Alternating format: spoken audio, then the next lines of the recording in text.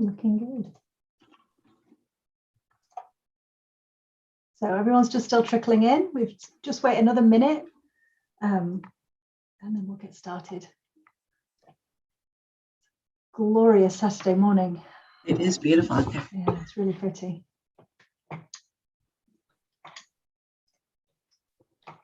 All right. So are you about ready, Michelle? We'll get started. I am ready. Yeah, let's do this. So good morning, everyone, and welcome.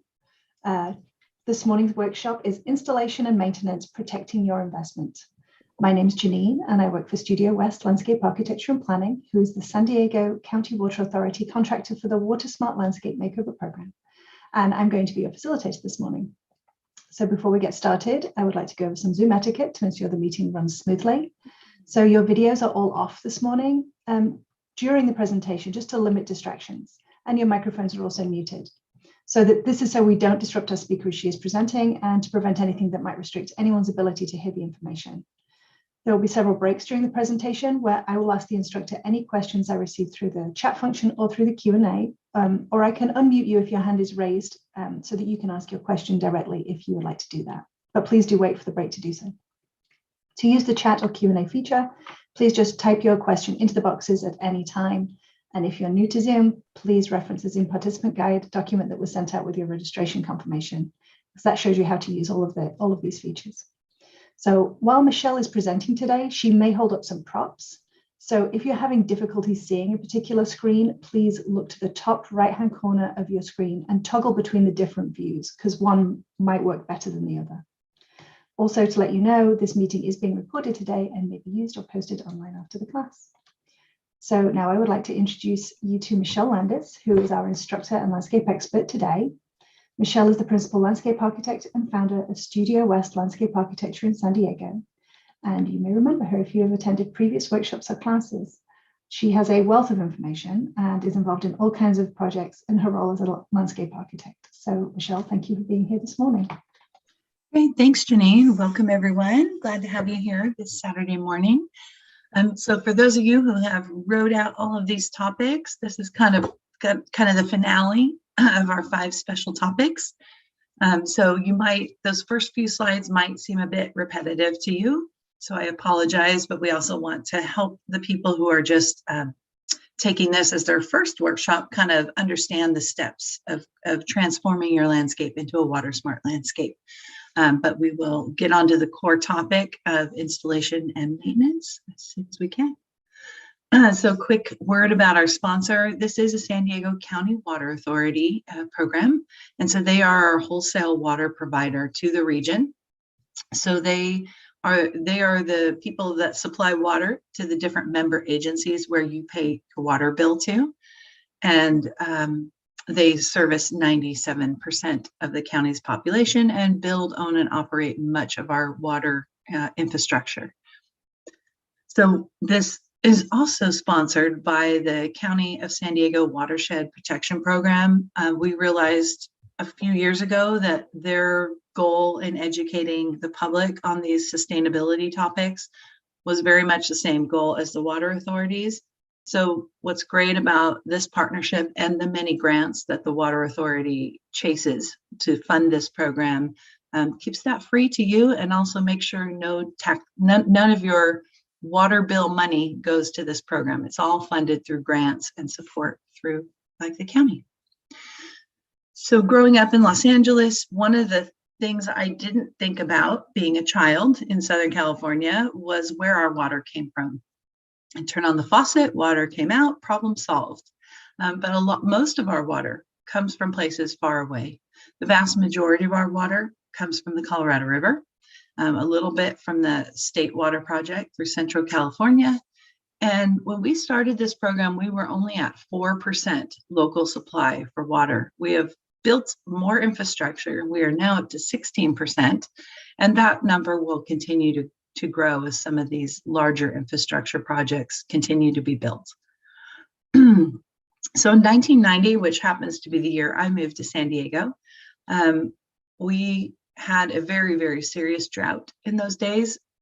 I remember people spray painting their lawns green because you were not allowed to water lawns. before the days of synthetic turf, which are not quite as sustainable as we would all hope they would be. But since that 1990 drought, we've had a 38% increase in population, 44% increase in jobs, 93% in gross domestic product, and yet our water use has gone down. So good job, everyone, for saving water. One of the ways that is really effective to save water these days is outside. A lot of those earlier savings were through interior house retrofitting our faucets and our different appliances to be low water use. So we really turn towards the outside. And these are both views of water saving gardens. So if you love the look of rocking cactus, some people call this xeriscape. It's really xeriscape. But that's great. Like you see a lot of this in kind of the desert Phoenix area, gravel and rock and cactus. But you can also have a very garden friendly, California lifestyle friendly, colorful green garden and still save water. So this program is all about choices. So we kind of walk you through how to choose what fits your lifestyle. So this is our case study house. Again, a little bit of lawn left in front, not really sizable enough to be usable. So this is a great target to save water in the landscape. This is our case study after installation.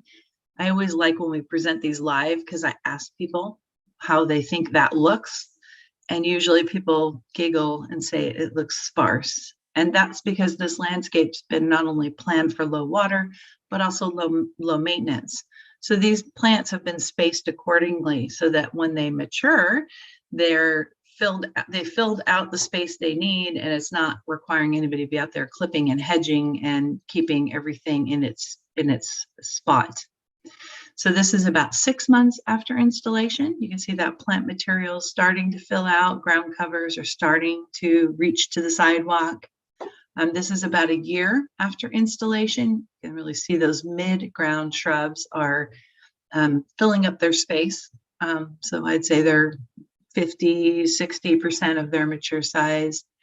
And then this is what we would say is established. It's about 2 years after installation or 2 rainy seasons after installation. And now you can see that it's all been planned appropriately. It's filled out nicely. The ground cover in front is very, kind of a turf replacement type ground cover. You could actually walk on it if you needed to. But a nice, we call this a view garden where it's just a nice collection of plants on the way into the house. Some other views of that features on that garden. So for this program, it's all started with the Homeowner's Guide to a Water Smart Landscape. And I'm happy to show you where you can download a PDF of this little booklet. It's a really great resource to walk you through the different steps. There's a lot of great resources in that with kind of landscape budgets. Our plant palettes for the program are there. That evolved into the 4-class landscape makeover series. This is the program where you get one-on-one help from industry professionals. You get to meet with a designer at the class site or our office, depending if we're running it virtually or live, at the end of the session to help you with your design and help refine it. There is some eligibility requirements. Off the top of my head, it's a minimum of 500 square feet of turf, a working in-ground irrigation system, living or recently living turf. There is, of course, the willingness to attend the 3 lectures and meet with your designer, and I think implementing it in about 6 months. So if you're interested in that, I can show you where the application link is. We are filling classes. We're actually going to try and run live for the first time in 2 years in April in the Lemon Grove area, the library in Lemon Grove. And I think those will be on Wednesday nights there. But anyway, applications are open now for that series. And then we then had a lot of people who didn't qualify, so we created the videos on demand. These are going to be a really nice resource for you especially if you haven't taken some of the earlier special topics and there's gaps in, understanding how to assess your soil, because we're going to gloss through that today. There's a lot of great resources on those quick, they're like 5 to 7 minute videos. Great, well done, professionally done. And then here's the special topic workshops. So we are in this one, but there is a range of other topics available, and you could register for those. We're going to start to run them all again in early May. So this is kind of a clip of the landscape. They've actually changed the pictures of it, but you'll see if you end up being on the web page, you'll see a list of resources, on the program site of the Water Authority's website. You'll see the program resources listed there, or we'll go on it real quick at the end of this session. So today's topic is installation and maintenance and how to protect your investment. It's going to cover things like the understanding that implementation process, scheduling your irrigation appropriately, and regular maintenance for non-turf areas, which are a little bit different than our turf and traditional horticultural shrubs. So our goal is to help you get the skills you need to create your own beautiful water smart landscape. And so all of these slides are available for download as a PDF. If you go to the page where you registered for this, there's a class description down below. If you click on the header, it will open a PDF of the slides if you want to save it to your computer or your tablet. So these are the typical reasons that people take this class. And the good news is we're going to talk about all of these topics today. So first, a little understanding of why we target turf. We target turf because it is our highest water users. And this map is what's called an evapotranspiration, or ETO map, which is just a big fancy scientific term for plant sweat. So just like us, if we are enjoying a day at the beach, we are not as hot and sweaty, versus if we're out in the desert, it gets really hot and we sweat a lot. So plants use more water the further they are away from the coast and warmer temperatures. So if you had a healthy lawn of cool season turf, and you were fortunate enough to live in La Jolla, you could expect that lawn to use 33 inches of water per year. If you had that same patch of cool season lawn and you lived out in Poway in this foothill zone, you could expect that lawn to use 55 inches of water per year. So depending on where you're located in the county, is going to factor into your water use for your plants. So for zone 4, that cool patch of cool season turf is 47 inches. And then if we generally average about 10 inches a year, some years it's a little higher, some years it's a lot lower, but 10 is our average. That means that this amount of water needs to be supplemented from other sources, usually imported from pretty far away. So if you look at an ecosystem or a location that it's climate appropriate for turf, you would go to someplace like Portland, Oregon, that gets about 40 inches of rain per year. So obviously no irrigation heads on that little patch of turf. And they have other maintenance problems like scraping the moss off the wall. But turf is a very sustainable surface when you get up to someplace like Portland, where they have regular rain. We live in a Mediterranean climate, which means we have a lot more sunny days than Portland, Oregon. And I know that for a fact because my daughter went to school there and she tells me how little they saw the sun. So we get our rain over a short period in the cool season. In the winter, we're just coming out of our cool season. And then that's followed by long dry periods. We call that a Mediterranean climate. So California is a Mediterranean climate. There's also other areas around the world that have these same conditions. So we have the Mediterranean basin that most of us think of, but there's also locations in the Southern Hemisphere that have those same conditions. That would be Chile, a tip of South Africa, and areas of Australia. So from a regional perspective, targeting turf is easy water savings. We can retrofit these landscapes for water efficiency, but we've got to help you get some technical knowledge to succeed. So step 1 is identifying your landscape target. that's really a factor of your irrigation efficiency and how much water the plants that you choose need. So when we have high efficiency irrigation, like drip irrigation, and very low or low water use plants, we end up with this 3 and 4 star rated water target for savings. A quick touch on irrigation efficiency. Most people have these traditional overhead spray nozzles on their turf. We call that low efficiency or high precipitation, meaning a lot of water is falling out of those heads. It's actually putting out water so fast our soils can't absorb it. And so you start to see this runoff into the storm drain system. Medium, these are our newer technology overhead sprays. These have little rotating streams on it. They put water down a lot more slowly. You actually have to run these a little bit longer to get enough water into the turf, but what water you apply is able to trickle down into the soil surface where the plants can use it. And then our high efficiency irrigation are really drip, pressure compensating, drip, or bubblers. So that puts out water very, very slowly.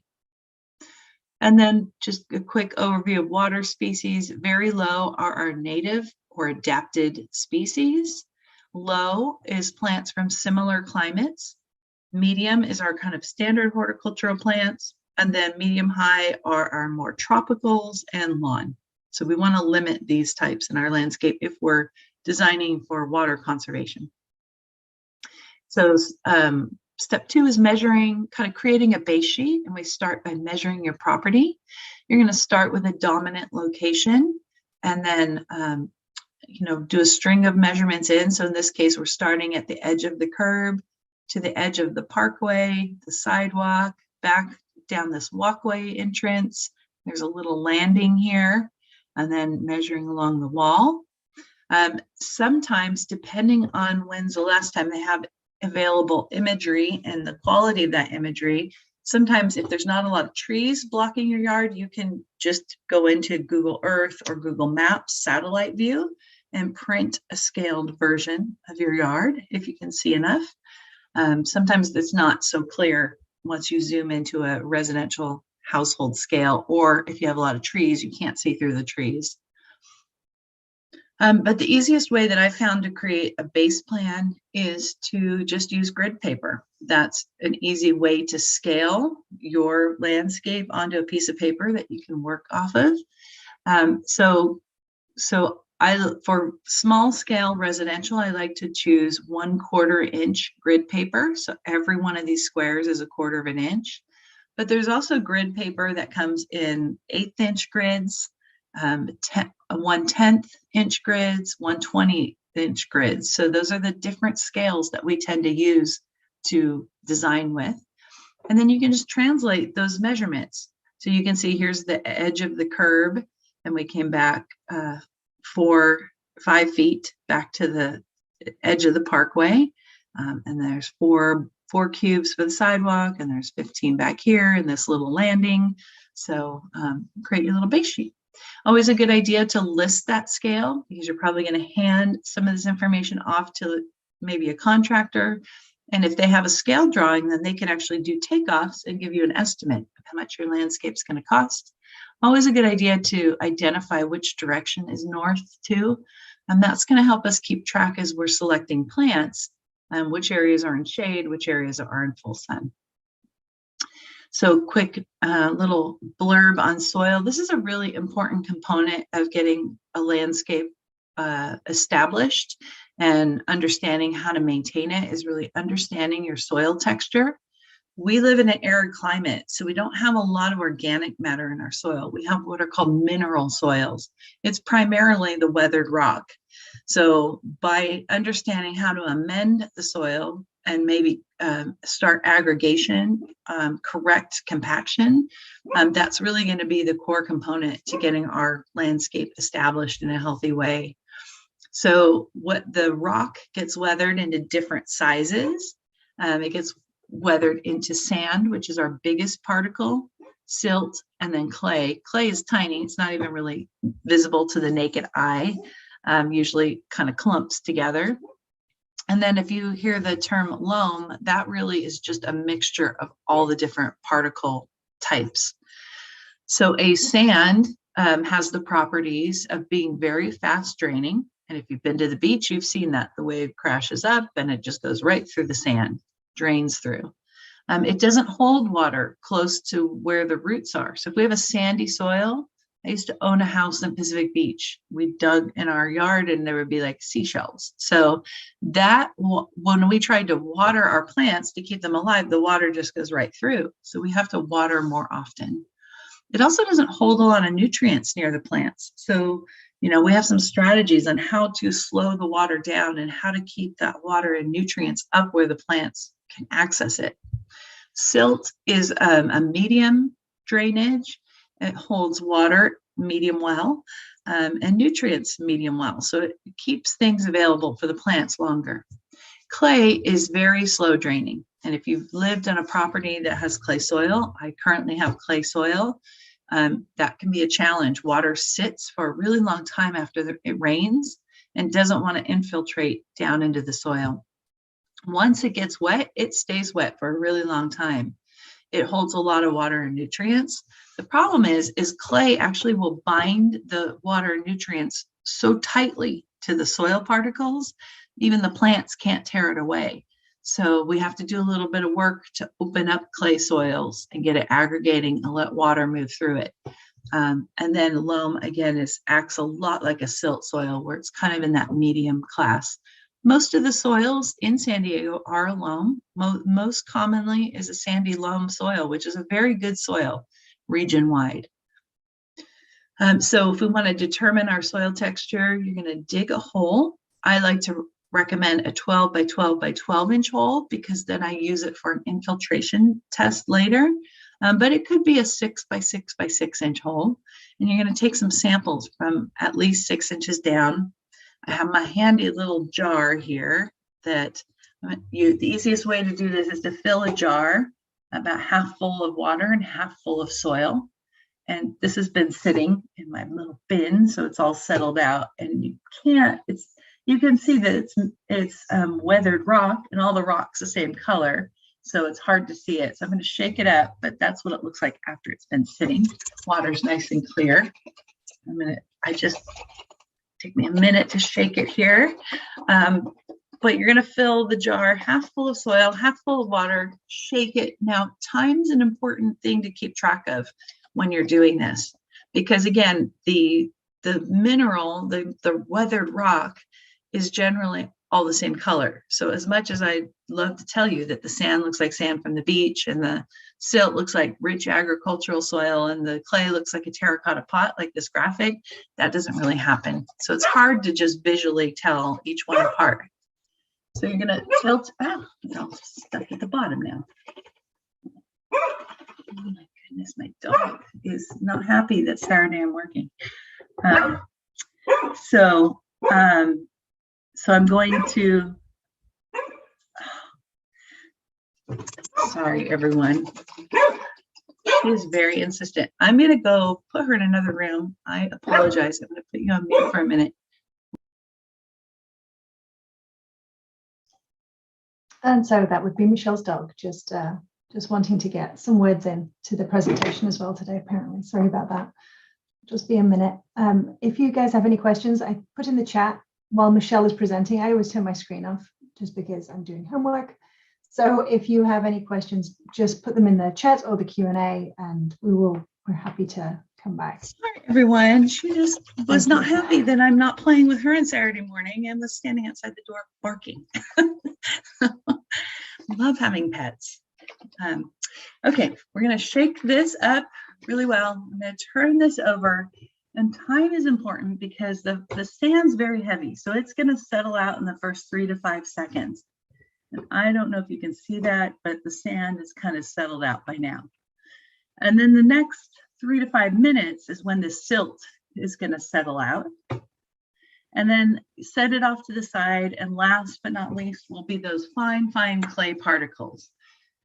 And those might take a couple hours, a couple days, or a week to settle out. So you're just going to put this somewhere where it doesn't get disturbed. You can kind of mark the lines in process for the sand and the silt, and then just let it settle out. And you can kind of estimate these different percentages. So, and then I can take those percentages and I can Google the USDA soil texture pyramid. There's actually a link. It's, if you go Google soil texture pyramid, a million of these will pop up. The first one that does is usually from the USDA site.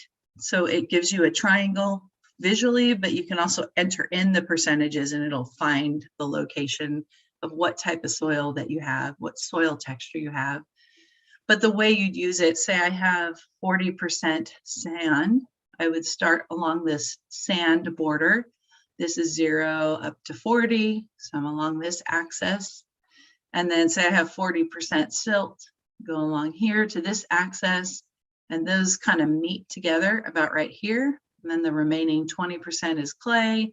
So that puts me right in this loam category of soil. That's the way you use that. But it's really important to understand your soil texture, because in an arid climate, this is the vast majority of what's going to drive how your plants are going to grow. So, and it also influences how water moves through the soil. So I'm going to take a quick break if anybody has any questions on that.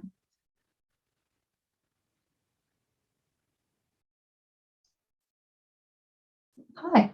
So I did just put the USDA soil texture pyramid into the chat. Oh, perfect. Thank you. For those people who are interested in trying to figure that out. But currently we have no questions. It's a quiet morning. Perfect. We will keep charging forward. We'll stop several times through the presentation. So this soil is going to influence the way water moves through our soil. So that actually the way water moves through our soil is influenced by our soil texture. So what percentage of sand, silt, clay, whether our soil is aggregated, that means that it has good biology, soil food web biology, and it's created these little dirt clods in it that allow water to move through the soil better. And then if we have any layers of compaction or rock. So a lot of people come into this program and they think they have clay soil and they find out they don't. But a lot of times what has happened is you have layers of compaction. And compaction, usually from the building process of your house. Think about all the big equipment, and now they have those water trucks, right? So they're trying to keep the dust down, and then they drive more big equipment over it. And we deal with this a lot as landscape architects. And then they're like, here, now make it beautiful and make plants grow. And they've just compacted the soil, so badly that there's nothing, it doesn't support life anymore. And what we found with some of our studies on our projects is if that compaction hasn't been remediated, it doesn't ever fix itself. You have to come in and correct that. So there's ways that we do that. So we want to take that same 12 by 12 by 12 inch hole and do a kind of an infiltration or percolation test. So we fill that hole with water and the kind of the surrounding area to saturate the soil and let it drain once. Could be overnight. If you live by the beach, it's going to be like half an hour, if that. So depending on your soil type, but you want everything to be kind of saturated and let it drain. And then the second, when it's drained, you can lay a stick over the hole and refill the hole all the way to the level of the stick, and then wait 1 hour and measure how much it's dropped. I also like to do that maybe if you're around on a Saturday. I like to come back at hour 2, hour 3, and keep measuring how much it's dropped and then average it out to get my average, inches per hour.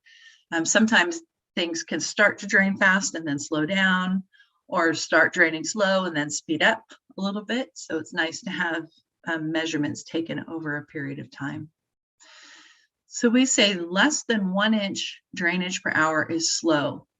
And the solutions to that are to add organics like compost. We're going to talk about compost a lot in this session. That starts to aggregate the soil and allow water to infiltrate down through. So I teach at Southwestern College. We have a clay loam soil like I have at my house. These are some clods of clay. I actually took these when they were wet. So if I went out in summertime, it would be like one big clod in here, but very hard to work with soil. Not a lot of water nutrients can penetrate it. About 3 feet over from where I took that sample, the landscape guys had put a big pile of just wood mulch from a tree they'd cut down. Now it probably had been there a couple of years. So that wood mulch had started to break down and put some organic matter in the soil. And so I took a sample there, and now you can really start to see that aggregation. You see how finely these little like clods of soil, that's because some organic matter has worked its way in that clay, and it's created these little clods of soil, not clods, these are little aggregates of soil. You can see it's a much richer color too. It's a kind of got a dark color versus the clay is very just the mineral. And so that actually is a pretty healthy soil. So we've transformed the soil into something that will support a lot of different plants. We're going to select tolerant plants. So a lot of our natives and very low water plants like the succulents do not tolerate being in wet conditions. They're adapted to very high, very arid climates and not a lot of water. So if they're sitting in water, you see the succulents start to get little spots all over them, like little dark spots where they just start kind of getting mold and fungus problems. So we're going to select plants that can tolerate having some water around their feet or create mounds with a better draining soil that we could plant the succulents in. And that's what we had to do at Southwestern College for some of our kind of desert natives. They had to actually import a big mound of soil to grow them on.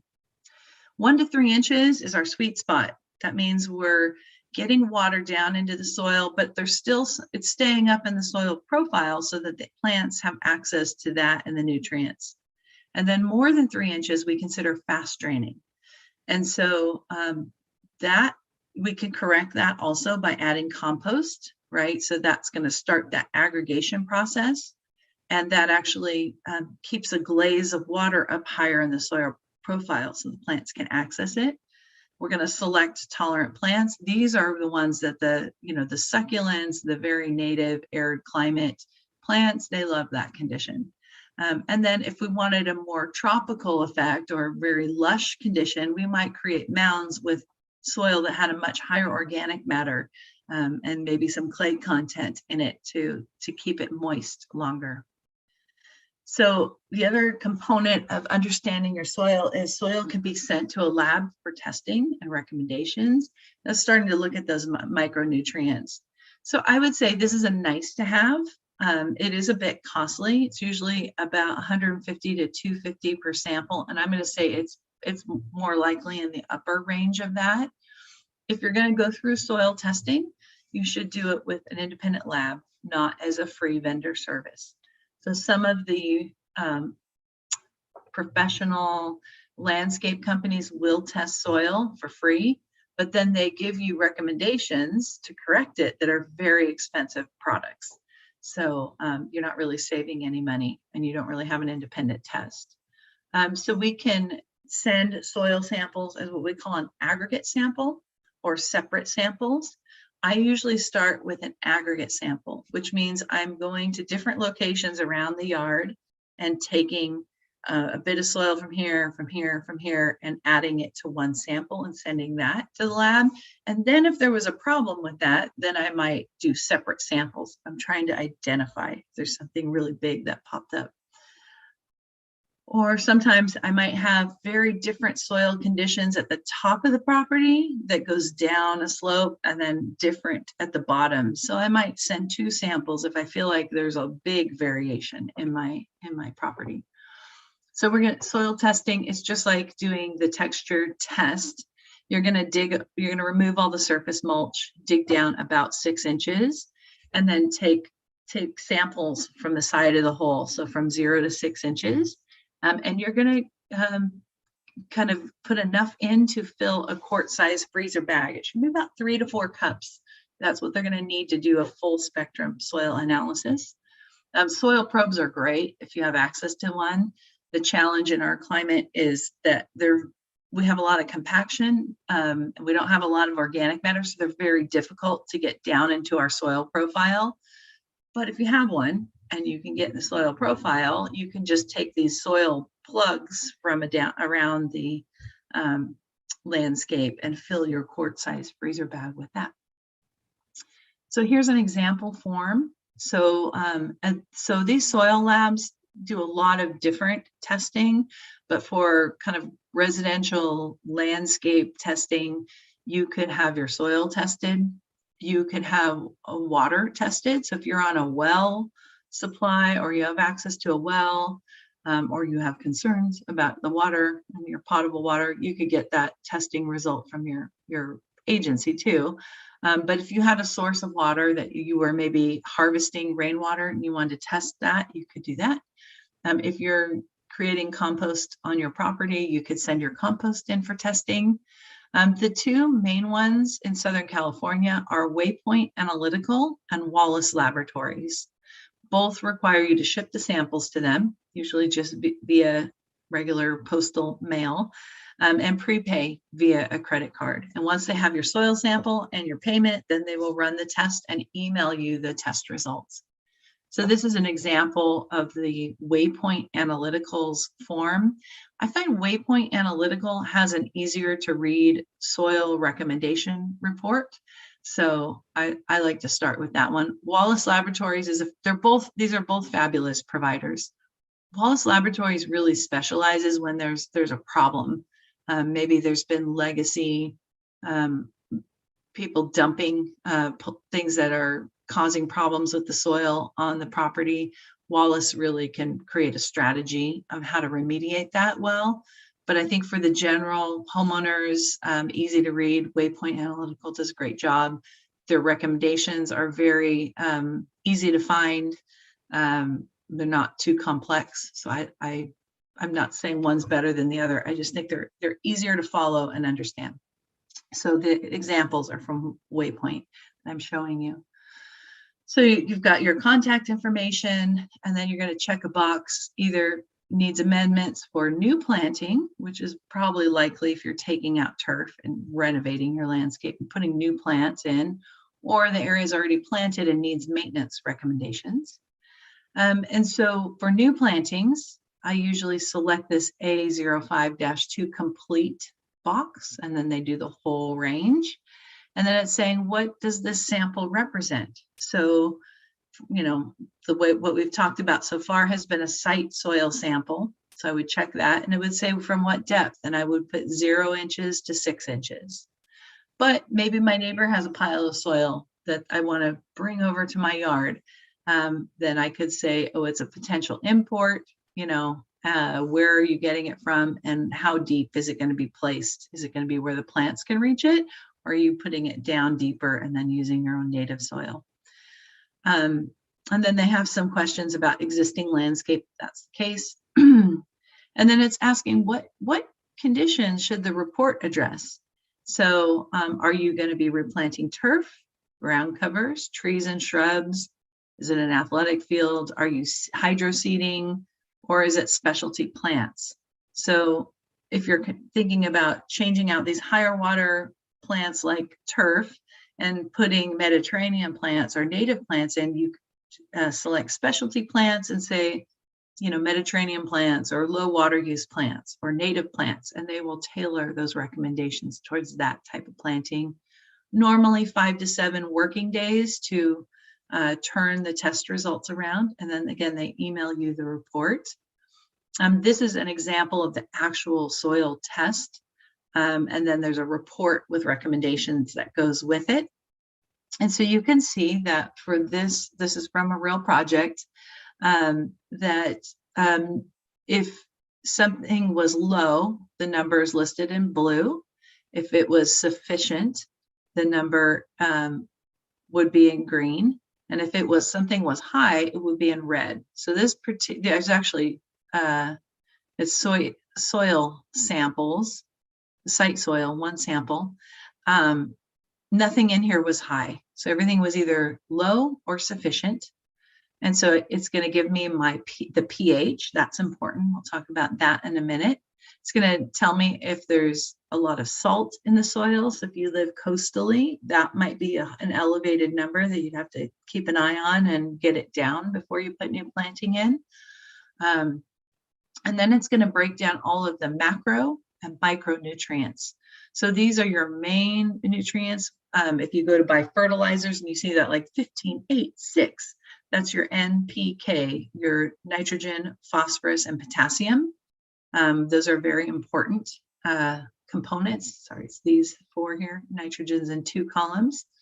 That's really important for plants because they use a lot of those nutrients. Those are the primary nutrients that they deplete in the soil quickly. And then you have all these micronutrients that they test for too. And so they'll also do a texture test. And so they came up with sand in this particular one. They will estimate what the infiltration is. I think, does this one have it? Sometimes they test for, I think they've integrated that now because a lot of the city criteria makes it, but this was probably before it's integrated. So there's kind of the range of the different levels of the soil. We talked about pH.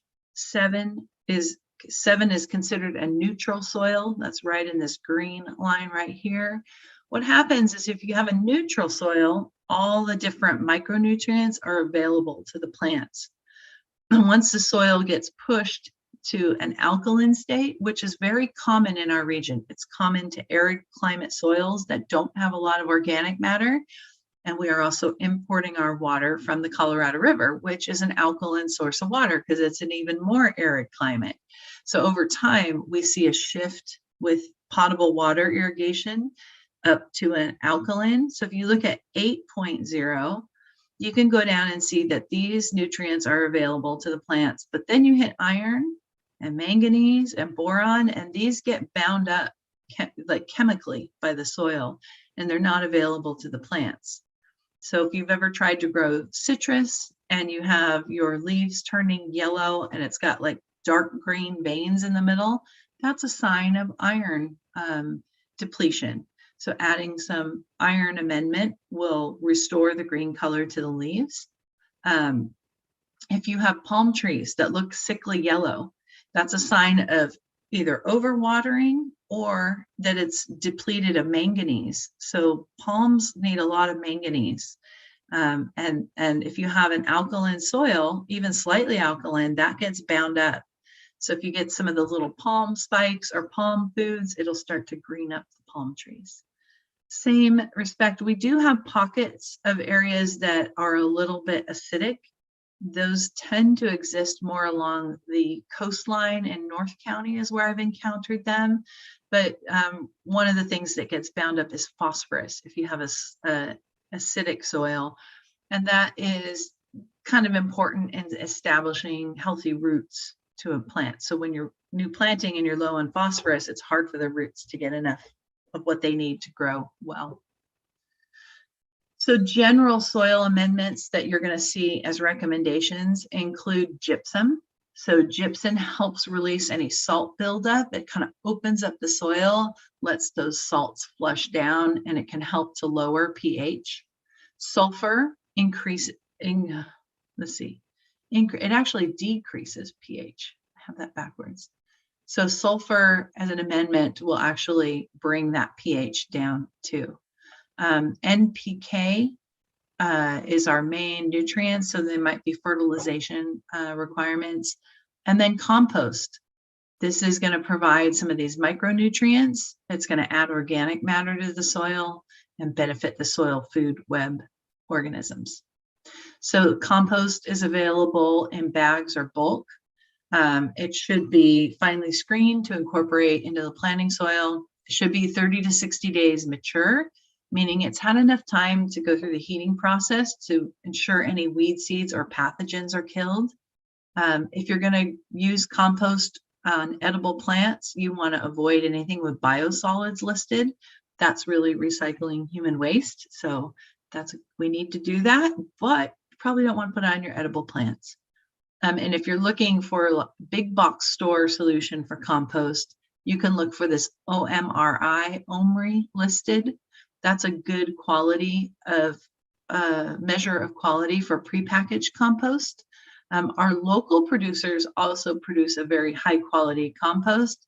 This OMRI listing is very expensive. So they produce to those standards, but then they don't actually have the listing because otherwise they wouldn't sell any of their product. So know that that's something you can look for if you go to Target or Home Depot, that's going to help you thin through and make sure you don't have the biosolids in it and that it's safe for your edibles.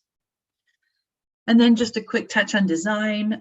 Think about your new space as an outdoor room, a passageway, or a view garden. It's really, if you're taking out turf, you're probably turning it into one of these things or a combination of these things to replace it. And you've got some great opportunities. I mean, we have a beautiful climate that we've talked about. We can be outside most of the days of the year. So if you feel like your house is too small, maybe you can create an outdoor living area with your landscape renovation project.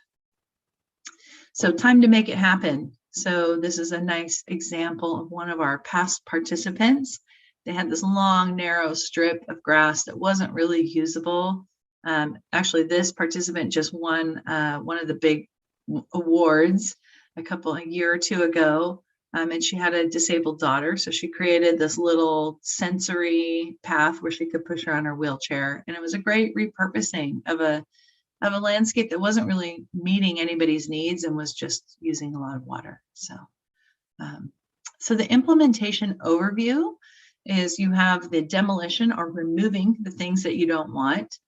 We might contour the earth. That could be mounds for new planting, right? We talked about, especially if you have some of those challenging soils. It could be creating a swale if you're going to do some infiltration or stormwater management. We're going to amend the soil. We're going to adjust our irrigation, place our plants, install our plants, maintain our plants, and then about 2 years later, or 2 rainy seasons after planting is what we assume is going to take for establishment. So if you have trees that are significant in your yard, it's really important that you protect their critical root zone as you're removing turf around it. If you hire someone to take a sod cutter and they just plow through all those roots, you can see in this little section how shallow roots are with trees. So if you did a sod cutter under that tree, you've probably damaged all the roots and you'll probably lose that tree. So if your tree in front is important to you, generally we like to preserve inside the drip line. But if we can't preserve that much, let's say it's a really big tree, we can also go back to 10 times the diameter of the trunk as our critical root zone. So just be careful working around trees. So most trees have their roots in the upper 6 inches of soil. So you don't want to change the grade of soil around the trees, especially in that drip line. Never want to mound soil around the trunk. And then you want to minimize adding new planting in that critical root zone. You might be able to just mulch it instead, or else use really small little containers. So as you dig a hole, you're not damaging a whole bunch of roots, right? Just little pop things in that are more shade tolerant. And then trying to include a separate irrigation zone for existing trees is always helpful if you can.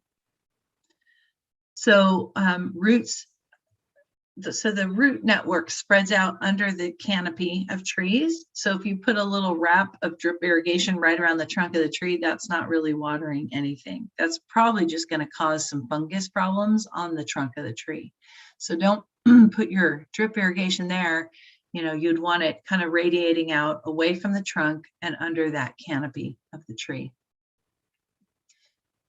Right, and we do see when trees have been used to lawn, irrigation of lawn, very shallow rooting, like coming on every day, their roots are even more shallow and easier to damage. So, you know, you got to just make sure that you transition that tree from its very shallow rooted ways into encouraging those roots to grow deeper once you're switching out that plant material and making sure that it's getting supplemental water during the construction process and also, you know, for the long term. because it's grown up with that. So for remediating compaction, this is another challenge in our region, is we've been inheriting, highly compacted sites and then trying to get our landscapes to work. So if we're going to look at remediating compaction, we want to get that organic matter into the soil, and that builds our soil food web. And so we can, if we have existing plants and we can't get it worked into the soil, maybe we have a site, part of our lawn, we've got a big, beautiful tree. We don't want to be churning up the soil because we want to protect those roots. We can just put a layer of mulch. There is composted mulch that has been through that same composting process. That's going to give a quicker start than wood mulch, which is going to take a couple of years to break down. Composted mulch will start working in like 6 months or so. Especially if you put it down before a rainy season and let the rain do the work, you'll start getting that aggregation and reducing the compaction within the soil. And then the quick start way is to actually incorporate the compost into the soil profile. So you can do that when you have a large spot. Maybe you're removing a big turf area or starting with a new landscape. You could rototill that compost in and get it started much more quickly. And then if we're just planting little container shrubs around, we can also just do compost soil amendment as a backfill for new planting. So we would, dig our hole, set the native soil to the side, and then mix that with compost. So most kind of the more horticultural plants use about 30% of organic matter or compost in that soil mix. And then our natives or those arid climate succulents need a lot less than that. So I usually say 15% for those. Because again, we don't want to keep it real moist and wet around them. They're used to a drier climate. But a lot of times they're coming from, we're planting a very disturbed area. So we need a little bit in there to get that soil biology going. And again, compost is available and bags are bulk. Here's a large area. So this is a brand new site. It is this is clay soil, highly compacted. So step one was marking out areas that need to be rototilled, that they're going to be future planting, and areas that are just going to be hardscape, because I don't have to do all this if I'm just going to put concrete over it. So you can get this water soluble spray paint at Home Depot. It's called a marking paint. It's designed for this purpose. It doesn't have like toxic stuff in it. And then you could order in bulk compost from one of our suppliers. The local green waste facilities produce a great mix. This is actually from AgriService. So they run at the El Corazon facility in Oceanside. If you are fortunate enough to be an Oceanside resident, you get this product for free, which is amazing. You also get a composted mulch for free, which is amazing. City of San Diego residents, you can get a blended mulch from Miramar Greenery, but I would say upgrade a little bit and get a higher quality mulch for your landscape, because the free kind of chopped up mulch comes from everybody's bins that they roll out to the front. And a lot of times there's a lot of thorns. There can be cans. It's not sorted through. There's all kinds of stuff in there. So I recommend going onto like landscape sorted mulches, and then they produce a very nice compost too. AgriService also produces compost at the Otay landfill. So that's where this is from, is their Otay site. And so the areas that are going to be planted, you rent a rototiller and incorporate the compost into, you can see this really clay soil here, and then it's just kind of mixing it in, right? And this was done before this latest rainy season in an effort to use that rainy season to get the soil ready for spring planting. So step two, so sometimes you can go through one pass of rototilling. Sometimes it's two passes. In this case, we rototilled 1.5 inches in to 6 inches depth, and then put about 1.5 inches over those planting areas, and then covered everything with mulch. So again, big mulch delivery from AgriService. and then just mulching everything down, and that's ready to let the rain do its work and start aggregating that soil. So this is obviously a new construction, new community, clay soil, everything's compacted to death. So this will get it ready for planting. And so as you're tackling your own site preparation, identify those areas that are going to be hardscape, because we don't need to go through this amendment process if we're just going to put paving. 811 is a free service to all of us that live in the region, and they will come out and they can mark the utilities at the street. That's really important especially if you're going to be digging down to any depth. You want to know where your utilities are. You don't want to have the news crews at your house because you hit a gas line and they had to evacuate the neighborhood. And that can be very expensive, because if you haven't called 811 out to know where your utilities are, and you hit a gas line and all the emergency crews have to show up, that all gets billed to you or your contractor, probably you as the homeowner. So you want to have them come out and mark it, because if they've come out and mark it and you avoid that spot and you dig somewhere else and then you hit a gas line, then you're not liable for that. It wasn't where they marked it. So it's a good level of having your utilities marked out. They do it temporarily for a couple weeks, and then they'll come back and like cover up the markings. So at least your contractor and you will know where everything is.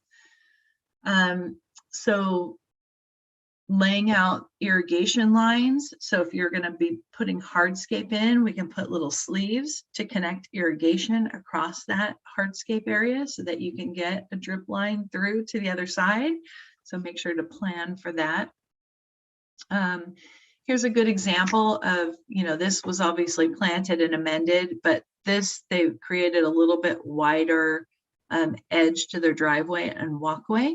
So you can see it doesn't need to be amended. They've got a class 2 base, which is like a road base. So they've, taken about 3 or 4 inches of soil out and added this road base, which compacts down really well and supports paving without buckling and having to reset those pavers. All right, I guess we have break time. We're just clipping along this morning. We do have break time, and it's such a quiet morning. Everyone's being very nice and polite, and there are no questions at the moment. If you guys have questions, feel free to type them in. We're going to take about a 15-minute break to get refills of coffee and go let the dog out of her timeout time and somewhere else to bark. And so we'll see you back in 15 minutes and we'll pick back up. Okay, so if we want to say 10:15, it just kind of rounds it. It actually gives us 17 minutes, but we're doing a good time. That's fine. Yeah, we're clipping along today. 10:15, we'll see you guys back here. Okay, thank you.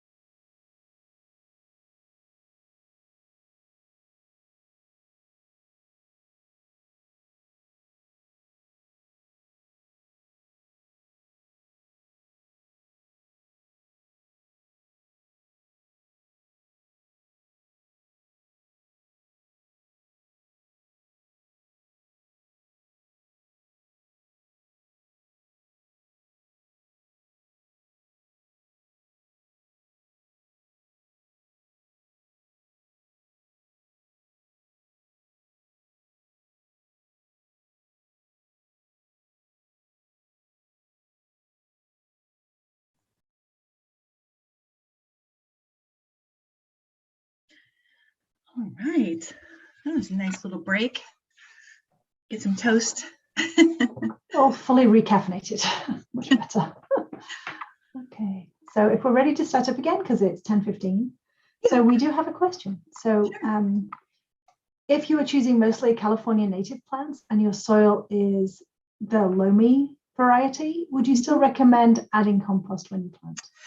So that's a good question. So, you know, the native plant community has a number of different camps and philosophies.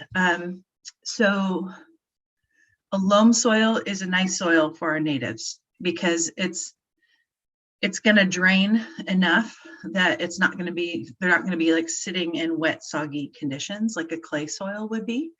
So that's going to be a benefit to them. I always say if we're adding natives to an area that's been disturbed, then we want to add a little bit of compost. That's in that 10 to 15% range, because we need to rebuild the soil biology. So if we're looking at taking out a turf area, that's an area that's been highly manipulated, you know, lots of fertilizers, lots of fungicides and pesticides going into that to keep it looking green. So I say the biological, when you're using those type of chemical products, especially the pesticides on the soils, they're long lasting. And so it can be quite damaging. So by using the compost, we also start to break down anything that's in the soil and kind of get that soil biology back up and running. Now, if I had a big property and there's the outer, I have, you know, Fallbrook site that there's kind of weeds and things out in the back and some natives, the soil hasn't been compacted or otherwise disturbed. In that case, I probably could just dig a hole, use the native soil as a backfill, and then replant with the natives without the need to amend to it. So it depends on the conditions. Sounds good then. And that is all the questions we have. So all right, we'll carry on. Thank you. We'll stop again. So if something pops up, feel free to flag us down. Okay, so a lot of this program has been developed about people wanting to get rid of their turf. So we're targeting turf. So this is the different ways that you can get rid of turf. So sheet mulching, either there's quick turf removal and sheet mulching, which is, I would say, your slow turf removal. But either way, you're going to prepare your site. You're going to kind of work with the edges of where that planting area meets the surrounding sidewalk or whatever is along it. Adding any mounding or swales to the site. So, you know, doing your kind of earth forms. Making sure that our existing trees and plants that are going to remain are receiving some kind of irrigation. We can select and plant the large plants, apply a weed barrier in areas of inorganic mulch. So if we're using like rock mulch, that's a good spot to use weed barrier. I get that question a lot because we want to keep that rock's kind of an expensive product and we want to keep it up out of the soil. We don't want it to settle down into the soil. We want to keep it separate. So we'll use a weed barrier in those locations. It doesn't really help with the weeds, but it helps protect your rock and keep it from losing it in the soil. But in other areas, this program is really designed to be feeding that soil food web. So we don't want to use a weed barrier in the areas where we're putting these kind of composted mulch and shredded mulches down. And then so we're going to layer those compost and organic mulch in those areas to support the planting. So for turf removal and sheet mulching, good to start with whichever method you're using by locating your irrigation heads. Easiest to just run them and see about where they are and then go out and get these little pin flags. So these are available from wholesale suppliers and you can find them at like the big box stores like Home Depot and Lowe's. It's going to be tricky to find them because I did one day. It took asking multiple people and them looking at me blankly, but I did find them in the irrigation parts area where they have the little bin boxes, and they're usually like, in the one I was at, it was way up on top, and I think Orbit made little, you know, packages of 10 with different colors so you could find them. But good to know where your irrigation heads are. So if you're doing the quick removal method of like hiring someone to do a sod cutter, you can say, there's my irrigation heads, do not hit them and wreck my irrigation system because I'm going to reuse it. Otherwise, they'll just run the sod cutter through and they'll destroy all of your heads. And then they'll be like, oh, now we need to charge you to redo your irrigation system. So you can protect it in place. And good to just keep an eye on where it is. If you're going to be doing sheet mulching, you know where those are also. And then, so this is kind of the quick turf removal process, is renting a sod cutter and, pulling up the turf. This is very effective if you just have cool season turf, which we'll talk about in a minute, versus warm season turf. You usually have to go through a couple different steps. And then this is kind of the slower, this is mulching the turf in place. So we kill it and then we let it kind of suffocate under the compost and it naturally decomposes. So this takes a few months to do that. So it also starts getting that soil biology going so that you can, get that process started and the soil be really ready for new planting. It's going to reduce what's being shipped to the landfill. I would say it costs less if you factor in at the end of the day, this is all going to be mulch too. It's really just putting that mulch in earlier, right? But there's definitely less labor with this method. So if we're looking at cool season and warm season turf, and we want to know which one we have on our property, cool season is pretty much what I say is we all start with cool season turf. Somebody rolls out sod, it's this beautiful fescue, it's green year round, it tends to use more water. And then we hire the same mow and blow contract, landscape maintenance guy who uses the same mower on me and all my neighbors' yards. And very quickly, these weedy grasses, seeds get put in my nice fancy sod grass and it converts it to a warm season weedy grass. So warm season grasses are very kind of dormant in the cool season. So if you wander around, I need to take a picture at our local park because it's this beautiful big park and they did it all in warm season grasses because they're a little more water conserving than regular cool season grasses. But everything looks like hay right now. It looks like it's dead. It's all yellow colored. So you'll see this kind of dormancy in the winter, and then, very quickly it's going to be coming out of dormancy and be nice and green in the summer. Cool season is small tufts of grass. So what happens is if cool season fescue is very sensitive to like pet urination. So if you've had it in the front and you get the little brown spots where people's dogs have urinated in your yard, then you have a gap of soil, and then the weedy grasses move in from that spot. So it doesn't self-heal like a warm season grass, has kind of creeping stolons. So if there's a bare spot, they will move over and fill that spot in. The flowers look very different. So the cool season have these little florets, and then the warm season have these like bird feet looking seed heads. So I'm going to say, again, most of our sod that we use in the landscape is a dwarf tall fescue. And then a lot of times the warm season, like athletic fields tend to use a warm season.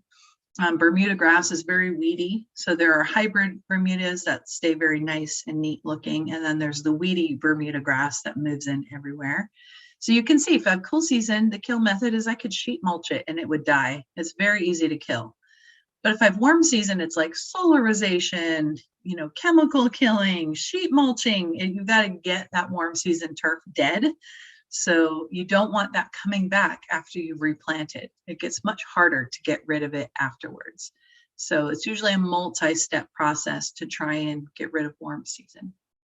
So warm season turf is very resilient. It may break through. Watch for any regrowth if you replanted and treat it immediately. I would say plan on some pre-treatment, and that can be, there's a lot of different ways which we'll talk about for treatment of that before you do sheet mulching or sod cutting. So some of the different tactics are this is solarization actually. So you can see they're going to be reducing their turf. They want to have bigger planting by this house.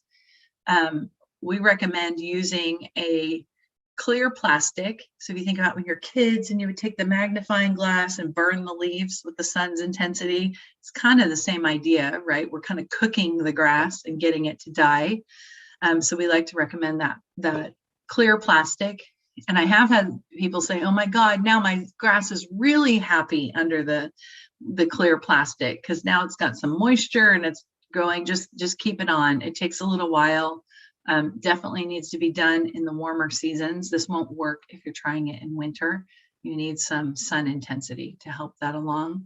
Know that if we do a solarization, we're also killing any soil biology that's been established. So we need to assume we're going to have to amend with a compost to restart that. There are herbicides that we can pre-treat with. And again, the sod cutter is going to remove the bulk of it. If you have cool season, a sod cutter might be all you need. It's going to pull up enough root. It's not going to resprout. If you take a sod cutter on a warm season turf, it's going to resprout. There's going to be little bits of the grass and all of those are just going to regrow. So make sure it's dead.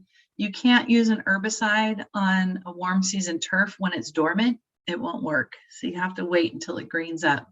I like to apply a low toxicity, broad spectrum herbicide and then treat it once, see everything kind of die, and then start irrigating it and see if any starts to green up again, and then hit it a second time, and that usually does it. So warm season, complete sod removal. So that's one way to get it out of there. Again, the little bits of grass could resprout. So it's good to treat it first before you do the sod cutter. Can't be recycled, any of that green waste. It has to go to the landfill. 8 to 12 weeks for solarization. I think I should have moved this slide up. You can see here it's, oh, this is a good before and after. So you can see how it's kind of beigey brown, like it's all dead in there. Again, this is a cool season turf, so that's an easy one to kill. So, you know, these are some of the other types of products that are out there. You have organic and inorganic type treatments. I think herbicides can be controversial. We can go into we can have a whole topic on herbicides, but we're not going to do that. So I think it's all about your comfort level of herbicides. There are recipes online. I have not tried any of the recipes. I did habitat restoration for years. We used Roundup. That was our product of choice. I know that's a controversial product, but if used following the directions and making sure which you're using the correct formulation for the correct site, we haven't found that to be problems in the past. So again, lots of choices out there.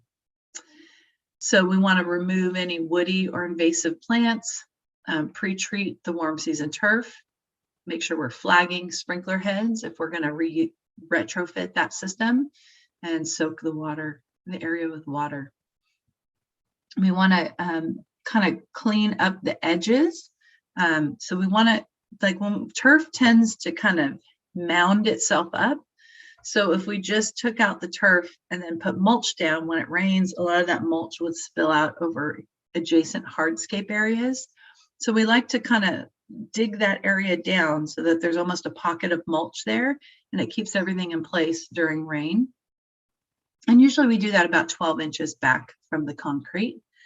You could have your friends come over for a turf removal party. If you have young teenagers, pay them like $10 in pizza. I don't know. That's a lot of manual work. I don't do that anymore. Here they're using, they've killed the turf with an herbicide, and then they're using a sod cutter just to get that edge down so that the mulch is going to stay in place, and then they'll mulch this turf in place in the center along that, and that helps protect these trees too, so we're not disrupting all the street tree roots. And this is a cross section of that, you know, kind of clearing out that first 12 inches so that the mulch can nestle in there and not just be over the top and then spill over onto the concrete. The other thing when you're mulching to be aware of is if you have an existing plant or a new plant, you want to pull that mulch back away from the crowns because that point where the little stem meets the soil is a really critical point. And if it stays too moist, fungus and diseases can really enter the plant at that point. So that area should be getting some air to keep that plant healthy. Okay, so this is if you want to go through the sheet mulching. We basically have our turf.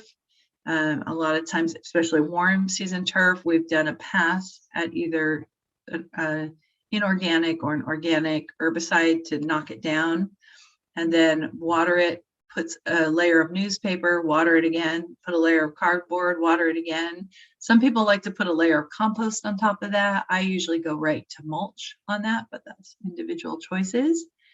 If you need lots of cardboard, you can hang out in the Costco or Best Buy parking lot and grab the things that people ditch. Also, you can order rolls of B-flute corrugated paper to put down. And then for mulch, a general rule of thumb is 1 1/4 cubic yard covers about 100 square feet at about 4 inches deep. So if you're buying the mulch in bulk from a supplier like AgriService, they're going to ask you how many cubic yards you want. There's also some nice online calculators that ask you the area or how big the space is and how deep, and then it'll tell you how many cubic yards you need. So if you live in an HOA and you're planning to sheet mulch, you might want to warn your neighbors or your management, because going in, it looks pretty messy. So there you go. It's okay though. It's only temporary. Just, you don't want those calls. After it's all mulched in, it's clean and neat, and it's usually quite acceptable. This can take up to 4 to 7 months to really decompose all the turf that's underneath it. So it is a longer process. If you're going after the turf rebate, they do give extensions, and especially if you're saying we're doing a sheet mulching method, that's kind of an approved reason to have an extension. I think they do 280-day extensions. Don't quote me on that because it's not a water authority program and that the criteria changes, but you can ask for an extension. Obviously, this breaks down faster in the warmer months, especially if you're keeping it a little bit wet, than it does in the winter months. So you want to kind of wet it down when the layers are dry, and ensure that your existing plants are receiving water during this whole transformation process. And if you can't wait to landscape your yard that long, you can do what's called the quick start method. So, you know, get the newspaper down or get your plants in, dig the little holes, and then kind of put the newspaper and the cardboard over the top of that. And that's actually makes a really nice weed barrier. I've done this method and it's years I did not have weeds in my yard. It just locks everything out, breaks down, really improves the soil. So you can mulch around those plants. Okay, moving on to selecting healthy plants.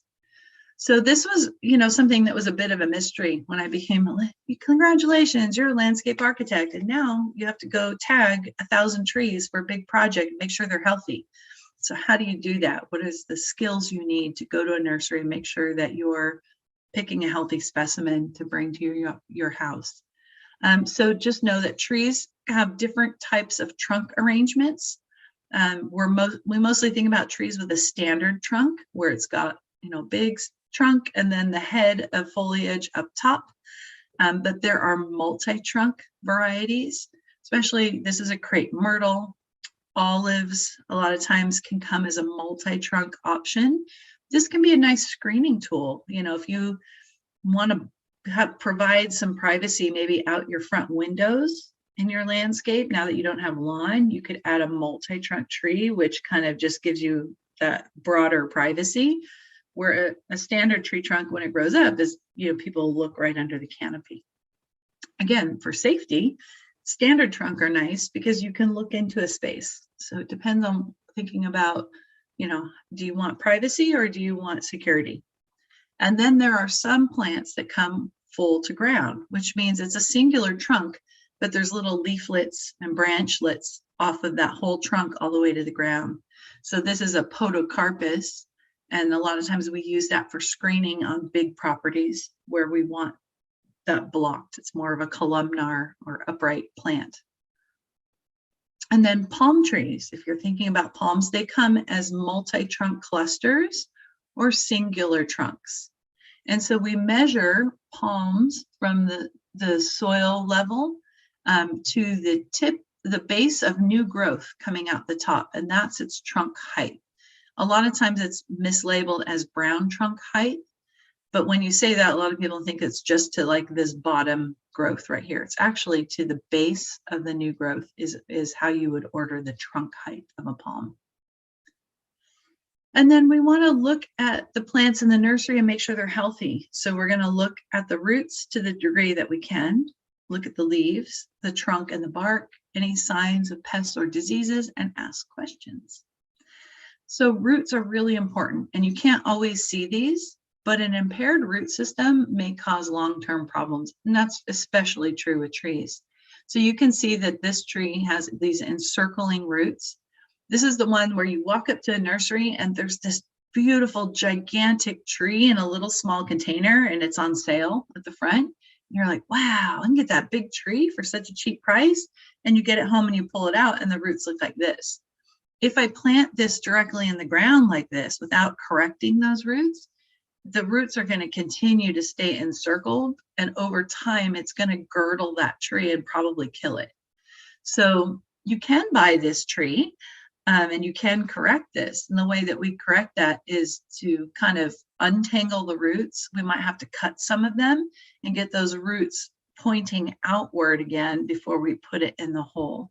Still, if you're paying premium price for a tree, you should not have root encircling roots like this. The roots should come to the edge of the container and not be circling around. So you could, if it's a premium plant, you could turn it back and say, this plant is root bound. I want one that's not root bound.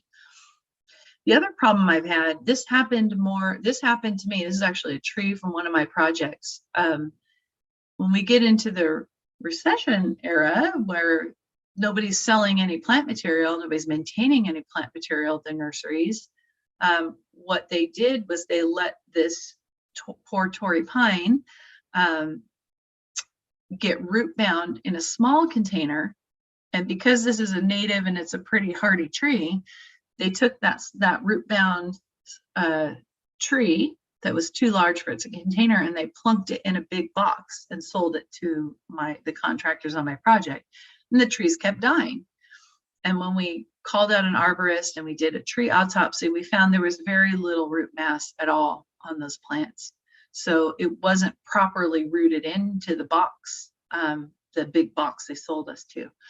So I always like to kind of dig down, and especially if I'm buying a big specimen tree, I look kind of towards the edge of the box, and I want to see those roots kind of approaching the edge of the box, that it's filled out that whole root ball, so that I know I have a healthy root system on my tree. Leaves should appear healthy, not distorted, not undersized or falling off. It shouldn't be wilted like this. That's going to indicate either water stress or a disease. They should be a nice bright green, unless it's some variety of tree that doesn't have green leaves.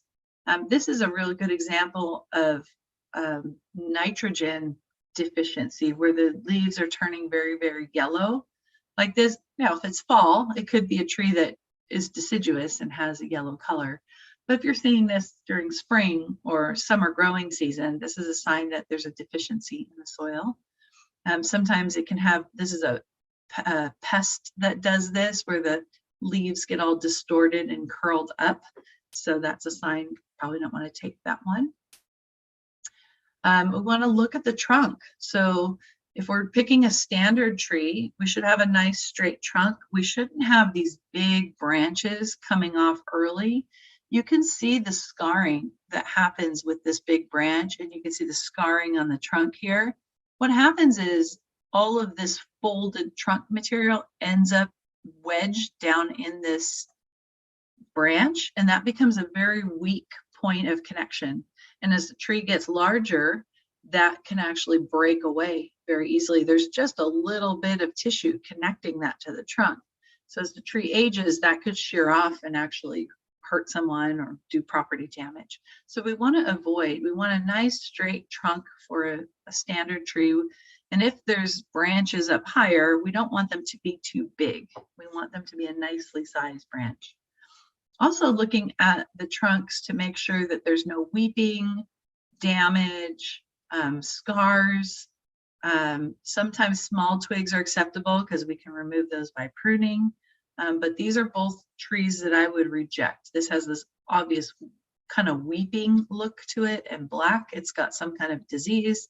This one just has poor structural development. So looking for pests and diseases. So just look at the leaves, barks, flowers, soil for any symptoms that may indicate an infection. This is actually trees that I rejected.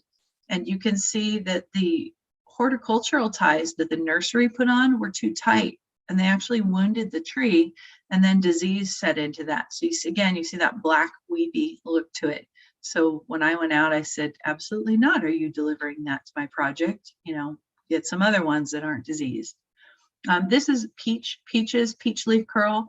That's a regular virus that occurs on peaches. It's something you will struggle with if you decide to plant peaches in your yard. There's not much that can be done for it, but that's a good idea of what maybe a viral infection looks like. And not all plants should. Peaches, we kind of expect it on it, but other plants we don't. Of course, this is a sign of pests, the little chewed bites of things eating the leaves. If we see little fungi growing around the plant in the box, that's a symptom that decay is happening in the root zone and that there's bigger problems with that plant. So that'd be something you'd want to reject. All right, so asking questions. You know, reputable nurseries employ staff who are very knowledgeable about the plants that they carry. And so if you tell them what your goals are, where you live, they're going to come up with some great options for you on, you know, what kind of planting would be well. I always like to recommend for homeowners Walter Anderson's nursery. They have a really great help desk. There's one in Point Loma and there's one in Poway. Really great selection of plants, but very knowledgeable staff working at that particular nursery. I also really like Waterwise Botanical, if you're in North County, and they do these succulent Saturdays. They give away like little succulents and just, you know, kind of, again, one of those local nurseries that they specialize in succulents and bromeliads, but they have some really wonderful displays and I think a lot of information for the public. So when you're selecting planting, there are ground covers that spread by rooting. So we want to remove turf completely, work a little bit of compost in. And then I like to plant the ground cover with just a small layer of mulch around the little plugs. So plants like this require contact with soil, not just the mulch. So the 1 inch breaks down pretty quickly. And so it's enough to get the plant started, but not impair its ability to root in adjacent. So it can fill in nicely and just have that little extra organic matter available. If we're planting a new plant, we're going to dig the hole as deep as the container we're planting and twice as wide. And so we want that container to be sitting on the native soil, because if we dig it twice as deep, like back in the old days, they'd say twice as wide, twice as deep. What happens is that plant then settles down and this very sensitive soil to crown, kind of like the stem connection, ends up settling down under the soil, and then it's moist and then the plants gets diseased. So if you have very slow draining soil, I actually like to have this about 1/2 inch sticking up out of the soil to make sure that that area is not sitting in water, and that will help your plant get established. If you're putting it and then, you know, we set the soil to the side and we amend the backfill and then fill back in around the plants. Same for slope. If you have a slope condition, you're going to dig that hole as deep as the container and twice as wide. So you can see it starts to change the angle of the slope. We need that little berm around the plants to hold some water and get it rooted in and established. So that the hole gets a little, the slope gets a little steeper behind the plant, and that extra soil gets kind of piled in front to create that basin around each plant. Planting trees, same principle. Dig down only as deep as the container and twice as wide. We tend to remove the nursery stake, right? That goes right through that root ball. And for trees, we might double stake it outside the root ball. So we have to add new tree stakes. And then of course, amending the backfill. And then, these little tiny trunks on trees, they just need a little support for the first year or two. So there's kind of flexible, kind of elastic bands you can use to kind of give it that extra support. And then once it gets thickened and rooted in and growing, then you want to remove these tree stakes. So different types of stakes. This is a double staked tree. For much larger specimens, sometimes they use a guy wire. So it's anchoring it from multiple points. Doesn't work so well along a pathway because then you're tripping over wires. But we definitely try that with larger trees. And then we're mulching. So we want a blanket of mulch over the soil surface. This is going to continue to add that organic matter into the soil as it breaks down and get that good aggregation, and kind of support the plant with all those micronutrients in it. It's also great because it prevents erosion. So if you have a slope where the soil is sloughing off, this kind of blended mulch that's not just wood, not just the woody mulch, but the part that has all the plant parts in it. It's got leaves and stems and everything in. It knits together like a blanket. So you can actually place it on even up to a 2-to-1 slope, and it'll act like a blanket and minimize erosion. It's going to keep weeds down. It's going to keep a little bit of water in there to support the new plants staying a little bit moist. And it's going to help reduce that compaction we talked about earlier. So this is the type of soil building mulch that we're looking for. It's a brush or chip mulch, blended. It's got all the different plant parts in it. So again, this is the only one that really works on slopes. Let's see, and so we can adjust our irrigation. So this is inline drip. It's supporting some of the existing plant material going in. So we can do these conversions. Oh, I think this is, before we start talking about irrigation, is my little cue right here to take a break and ask for questions. We just have one comment, I think. It's we have somebody who says their friend uses only steer manure as a fertilizer. So what is your opinion on that? Yeah, it's definitely a smelly solution. I'm not a horticultural specialist. I know for our projects, we would not specify steer manure because people would have a problem with the scent of that. We tend to use more of the compost approach and maybe some inorganic fertilizers that if we need to get a higher percentage. I think the steer manure is going to be high in nitrogen, but there's going to be a lot of other components missing from it. And I'm going to actually pull Janine into this because she's like a master composter. So any comments on manure? The only thing I can think of when using manure is, first off, where did it come from? Where did the feed come from? Are there going to be potentially any weed seeds if you use it fresh? But then again, if you use it fresh on small plants, you're probably going to burn them because it's hot stuff.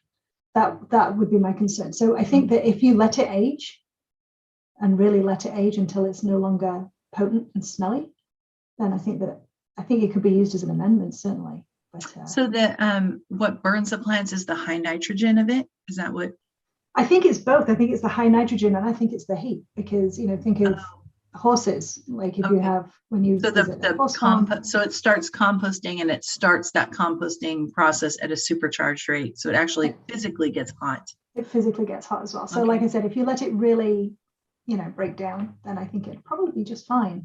And I've seen some of the potting soils, like I for outdoors, there is a Kellogg's California Native potting soil blend, and it's got some of the chicken manure and I think I've been really happy with that mulch for exterior applications of like having a nice amount of mineral content in it.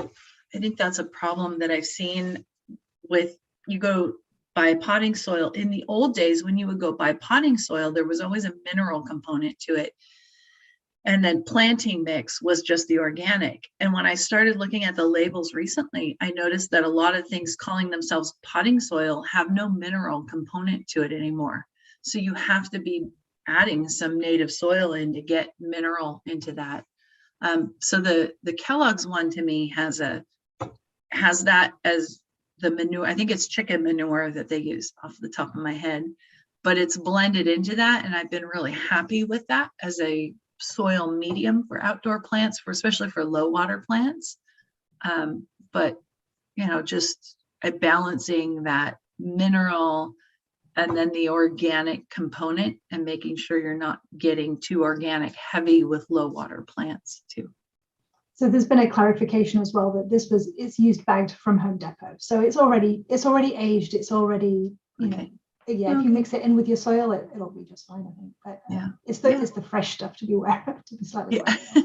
Especially chicken. That's potent. Smelly stuff. I actually didn't. I think that's how I got to reading the labels. It was working so well outside. I thought I would bring it inside and use it on a little container. And I was like, no.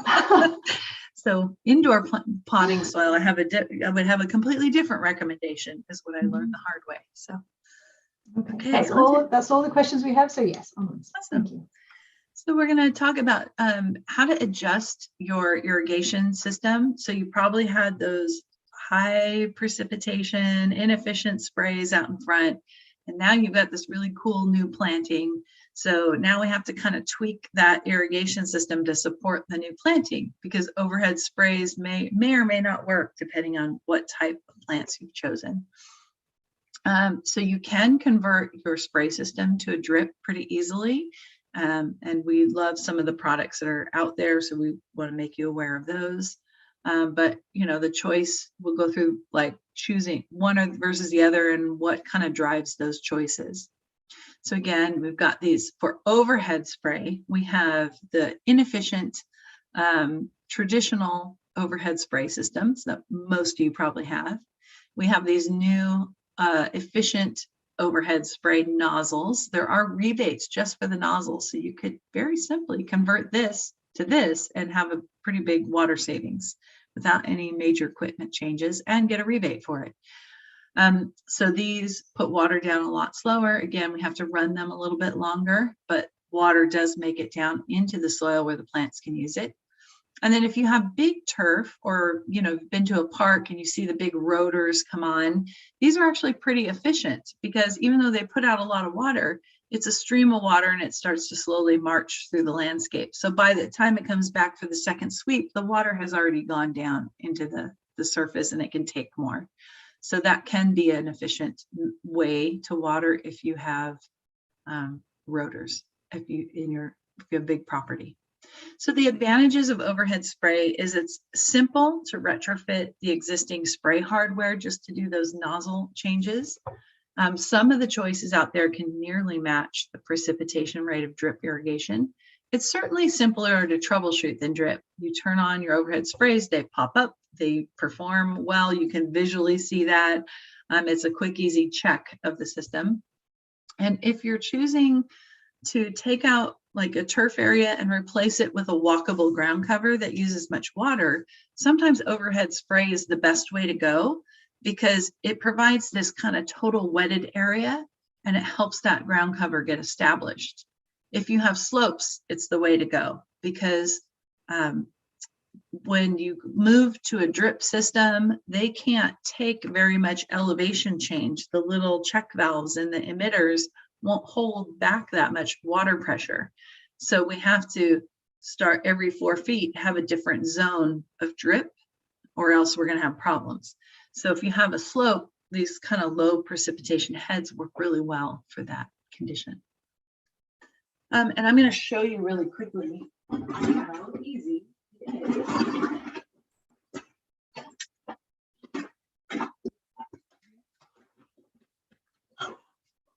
Since we're running efficiently on time, I will show you how easy it is to retrofit.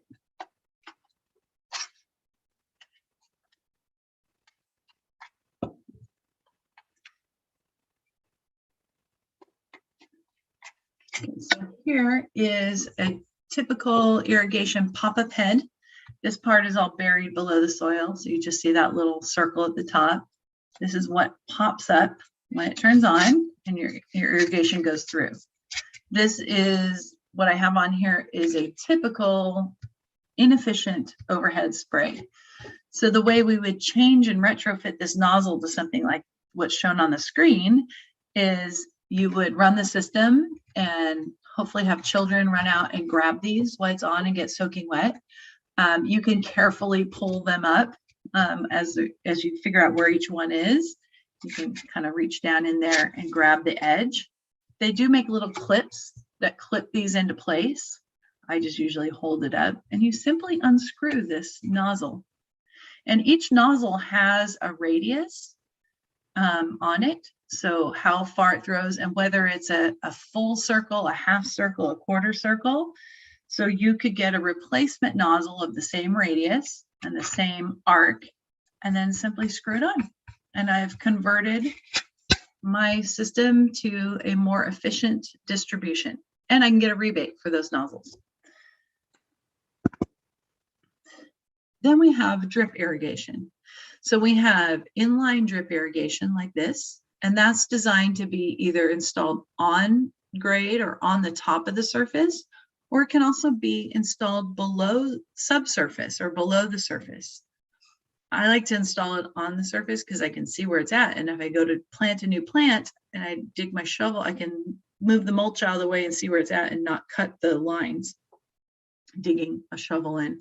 Versus if it's 3 inches below and I have no idea where it's at and I dig my shovel, invariably I go right through the line and then I have to repair it. There's point source drip. You can hardly see it, but you see this little black spaghetti tube right here and then the emitter. So a lot of people are very familiar with this type. I find this to be very problematic maintenance wise. So we're all about low maintenance too. So we're going to talk about the pros and cons of these two types of drip irrigation. And then bubblers are also included as a low water kind of a drip irrigation strategy because they put out very little water. So the advantages of a drip irrigation, it is the most efficient irrigation type. It reduces weed growth by targeting the water application just where you need it instead of that total wetted area that a spray would have. It definitely prevents runoff and erosion because it is so low distribution. And then if you're installing it on the surface, you don't have to do all this trenching, which is less digging, less labor cost to it. So there is this really great product called Rainbird is the only one who makes it. It's called a 1800 Retro. There's some nice step-by-step process of how to convert your traditional overhead spray to a drip system using this component. And this type of conversion is compatible both with the inline drip tubing or that kind of spaghetti point source tubing. And we'll talk about those in a minute. So you can see this is a Retro 1800 conversion kit. And again, this is just like the spray heads in that all this is below ground. If your pop-up sprays are at least 6 inches, you don't even have to dig up this lower portion. You can just take the new Retro 1800, take the guts out of it, unscrew this, and then drop this in, and then you connect your drip system up to it. So the reason that we can convert is that each of these Retro 1800s has both a filter, because drip systems are very sensitive to clogging and any sediment getting in the system. And it's also got a pressure regulator, so it drops the pressure way down, so we're not blowing the heads off, the little emitters off of it. Right, so those two components are what makes this work from a retrofit standpoint. And then we can just connect our drip tubing and run it wherever we need to go. Again, they make these adapters for both the inline drip tubing and then the little small spaghetti tubing. So you can connect to either one of those.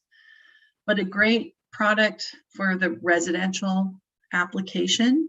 And so you don't have to dig up your whole system and install a new one. You can convert it if your system's in good shape. there's not a lot of breaks or leaks, then be a good way to go. And then the other, sorry, I'm going to talk real quickly about these, because I forgot this is the installation and maintenance and not the irrigation section. But this is the point source drip irrigation. So most people are more familiar with this. I remember when this was new technology and Costco came out with this giant box of dig irrigation, and I changed out one of my valves, like a little science project at home. And I had small children who would run through the landscape harvesting little Satsuma oranges and blackberries with their friends, which was great, except for each of these has a little spike and it keeps it up off the soil, right? Because these don't have a check valve in it, they can get very easily clogged. So little children running through the planters knocked the spikes off, and then they're laying on the ground and slugs went in there and laid their eggs and it got clogged. I noticed all my plants were dying and it was clogged by little slug babies in the whole thing. So they're more difficult to maintain because they can get clogged. And all these little T's and fittings, over time, these start to get loose and they start popping off. And the first sign that your drip system isn't working is usually your plant's dying, that they're not getting water. So this is a high maintenance product versus this has the little emitters embedded right in the tubing. It has little check valves in there because it's designed to be on grade or below grade. So after each operation, those close up. And so dirt and bugs and things can't get in there. And it's just a higher maintenance product. So the industry is really moving that way. And so we like to point that out because we're all about being out in San Diego and not maintaining our yard to more than we have to. Okay, so irrigation scheduling is another important tool for success in getting your new landscape established. And a lot of times I get this question of like, how much should I irrigate my new landscape? And that really depends on a lot of factors we've talked about today. What's our climate? So how hot does it get? How much does it rain? When does it rain? What's our soil texture? And our related infiltration rate? How fast does water move through our soil? How long does it stay available to the plant? What type of irrigation equipment are we using? Are we using overhead spray, which is in gallons per minute? Or are we using drip irrigation, which is in gallons per hour? So those are very different run times on the irrigation system. Are we using that inefficient, old-fashioned overhead spray where water is coming out very, very quickly? Or have we retrofitted to a new kind of new technology, high efficiency head where it's not pouring water out quite that fast? I mean, I need to run the system a little bit longer. And then the last component is what is our plant demand? Are we using, low water, very low water? Are we using natives? Are we using traditional horticultural, maybe around our pool? We want it to be tropical. So what's the demand of each plant area? And so this is all factored in on our irrigation scheduling. So good idea to know what the root zone depth. So if you have an area that's existing and it's growing healthy, after an irrigation cycle, dig down and see how deep it's being watered. And so maybe water's making it down 6 inches, and your plants are really healthy. So as you switch your irrigation system, you can keep an eye on it to make sure that it's being watered as deeply. Deep, less frequent watering is best for plant health. It encourages the plants to root more deeply, and they can help weather, those dry spells like the Santa Anas, sometimes that come in summer. They're accessing water a little bit deeper and it doesn't get dried out as fast. So a controller program is really just operating off a set of instructions that we give it for irrigation. So things to think about as we're setting our irrigation schedule is what days of the week are we irrigating? And what time is that irrigation starting? And how long are we running that? So right now we're not in a drought condition. I mean, we have we're moving into a drought condition, I would say. But we haven't officially been under drought restrictions like some areas of the state because of the local investment of water infrastructure. So if we go into an official drought, the water agencies will come back and probably say you can only water these certain days of the week. Last year, like City of San Diego was like, I think it was odd numbered houses are like they had 3 days, and even numbered houses are other days. So keep an eye on that if we go into drought restrictions. Know that if you've retrofitted your system to an efficient, either like the low precipitation overhead nozzles or drip irrigation, you're allowed to use longer than a 10-minute runtime because you've already done the work to retrofit your system. So you'll see like in the fine print in the past, there's always been, drought restrictions except for efficient systems. So you don't have to automatically turn everything back to 10 minutes, because if you have drip irrigation and you turn it back to 10 minutes, you're not going to have enough water for your plants. It's designed in gallons per hour. So you're going to kill your plants. And then how long are we running our irrigation? So we're going to assume 3 seasonal irrigation schedules. We have our summer schedule as our peak demand when things are hottest and driest. Our winter schedule is our lowest demand. That's when we're getting our natural rainfall. And then fall and spring is kind of a moderate demand time. Now, a smart controller can automatically adjust these for you, but some of us don't have smart controls. So if we don't want to upgrade, we might have to physically each season go up there and push a button that's like a percentage button to dial our irrigation up and down. So we can jump on this at the end too. This is a really great resource on bewaterwise.com, which is the location for all of the turf rebates. And some of those nozzle rebates and rain barrel rebates are found here. But if you go down through their website, you'll come to this section of the landscape and you'll see the watering index.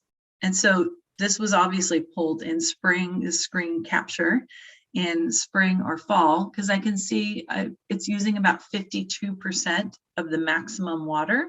And that's kind of indicating spring or fall to me. If we went in summer, it would be like 90% of the maximum water. If we went in winter, it might be 20% or 25% of the maximum water. And then you can click on this button or this highlighted thing that takes you to the watering calculator. And that's going to help you set up a watering schedule. So it's going to ask you a lot of questions about what type of soil texture do you have? What's your zip code? Because that's going to pull your climate data. What type of irrigation equipment is on this zone? What are you planting? Is it a ground cover? Is it a shrub? Is it, trees? And then what's the water use of those plants? Is it low, moderate, very low? And it'll give you different options. And then when you select all of those, it will kick out a irrigation schedule for you that you can use as a starting point that's based on all that site specific criteria. And then you put that in your controller, and then you kind of keep an eye on it, and you can bump it up, bump it down to kind of dial it in just exactly for your planting on your property. So for irrigation scheduling, know that the best technology is only as smart as the person operating it, and nothing replaces human knowledge and attention. So, making sure you're checking it every once in a while, especially if you have a power outage. A lot of times, if they don't have a battery backup, it'll default just to 10 minutes on each zone. Again, if you just spent money converting your drip system to your irrigation system to drip, and it's designed to run in gallons per hour, and you need a runtime of 45 minutes, and now suddenly it defaults back to 10 minutes, you're going to see water stress on your plants. Okay, so here's some implementation resources for you. We cover these at the end. That's right. So we'll give you some resources for implementation at the end. General plant maintenance, you can amend with compost and kind of mulch regularly as the plants are growing. You can work a little compost into that soil, especially if you have a home composting program going on. I know some people like that as a little hobby. I do vermicomposting, so I do worm composting. So I get rid of all the kind of food scraps from plants, and I have a little farm of worms that I can put then out into the landscape and start improving that way. We're going to remove the weeds, monitor and treat pests, monitor plant health. We like to practice IPM in this program. So what this really is using chemicals as a last resort. So there's many steps that you can go through before you start pulling out the hardline defense of chemicals. And just as I say, there's a comfort level for me with herbicides, because the main ingredient in herbicides is glyphosate, which is a salt. They're very low toxicity. I have a big discomfort with a lot of the pesticides being used. These are very toxic. You have to kill an insect. They have a lot of strategies to avoid being killed. So you end up with pretty toxic stuff if you're trying to kill insects in your yard. So always try and take some other measures before you have to turn to chemical means. So with integrated pest management, or IPM, first thing we want to do is identify what type of pests that we have. There's some great resources. County Department of Agriculture has some links to some of the, UC Riverside that has databases with different garden pests. So you can figure out what plant is being affected will give you a clue, and what pest you're actually dealing with, which will help give you a strategy on how to outsmart it. Starting with a hard spray of water is always a good first chance. A lot of times this is disruptive enough to bugs that they just get out of Dodge and move on to your neighbor's plants. So definitely start with that. There are insecticidal soap and other non-toxic pest killers. I regularly use the Safer spray. I get it at Lowe's. It's like a Safer garden spray. It's all non-toxic. It's designed to be used on edible plants, and I've had really good success with that. If you have to use chemical control, definitely as a last resort, you don't want to be dressed like this applying it. You want to make sure that you're wearing your protective gear. So you don't want to get any of the chemical on you. You want to have gloves. You want your arms and legs to be covered. You probably want a mask and eye protection on. Another strategy is if you have one plant that is really causing problems and making you take out the chemical weapons on it, you might think about just replacing, sorry, what happened? I bumped something. You might think about just replacing that one plant species in your yards with something that isn't as prone to pests. But it is important, if you turn to chemical control, to follow all the manufacturer's directions, wear your protective clothing, pay close attention to when it's permitted to apply with weather. So if it's really hot, you're not supposed to be applying. If it's windy, you shouldn't be applying. And then one of the biggest problems that they've seen with some of the herbicides and fertilizers migrating into our water systems is actually homeowners using higher concentrations than recommended. So some people think, well, if it's a 2% mixture, if I mix it 10%, it'll work much faster. That's not what happens. What happens is it becomes very disruptive to our native systems. So make sure you're following the directions on if it's a concentrated, to mix it properly. Okay, tree maintenance. You want to trim, shape, and selectively prune trees to make a safe and reasonable appearance. So if we have one of those weird shoots, that pops out of the side, or suckers at the roots, we want to clear those off. We want a nicely balanced head of the tree. Control any pests and diseases as needed. Remove any dead, diseased, or damaged branches back beyond the damage or to the side branch. Some of the diseases, especially the one I think about is fire blight. So if you have pear trees, they get these little dead sections of they call it caning, where the edges of it die back. And you've got to cut back beyond that, to keep it from spreading to the rest of the tree.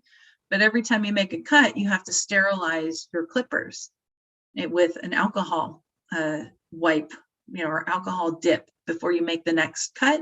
Otherwise, you start spreading that around the tree. So again, always good to understand what type of pest or disease you're dealing with so that you understand how to kind of treat that appropriately. You're going to check the tree stakes if it was a new tree to avoid girdling or damaging the trunk. And this is in the commercial landscapes, I see this happen all the time, is no one ever removes the tree stakes and suddenly the whole strap is girdled into the tree. You can actually kill a tree by cutting off its circulation. So make sure to remove those tree stakes and ties as soon as the tree is self-supporting. Maintain the watering basins on new trees throughout the second year of establishment. That's just going to help keep it kind of moist around the base so that it roots in nicely. Fertilize trees in the spring with a deep root feeding. Usually 10, 15, 15 is recommended from trees. Again, this is the N, nitrogen, phosphorus, potassium, NPK, whenever you're choosing a fertilizer. So there's different formulations on, are you trying to grow edible plants or grow pretty flowers? You'll see little changes to these numbers where maybe there's higher potassium or higher phosphorus, but that's what those numbers mean. And then irrigate it as required within the, if you have a water budget, you probably don't. That's usually applies to larger projects. But you're going to water it to maintain adequate growth and appearance.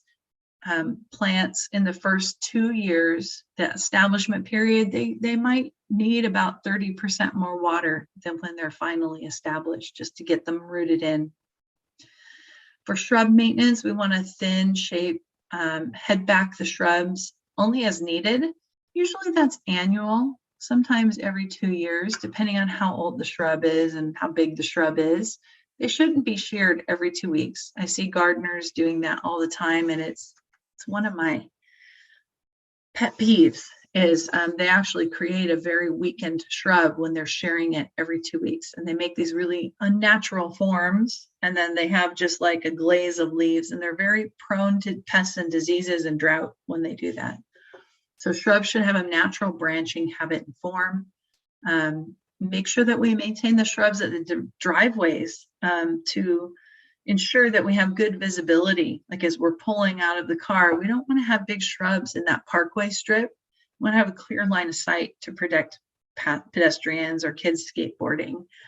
So, making sure you're respecting those view lines. If you live on a corner lot, you probably can't have big shrubs right at the corner because there's a requirement that things have to be over a certain height, like they can't be over 30 inches in that they call it a visibility corner so that people can see what's coming down at that intersection. Plant at the proper time of year for each species. So this applies really primarily about our native plants. They are adapted to grow in the cool season. Like right now, you see all the flowers starting on the hills.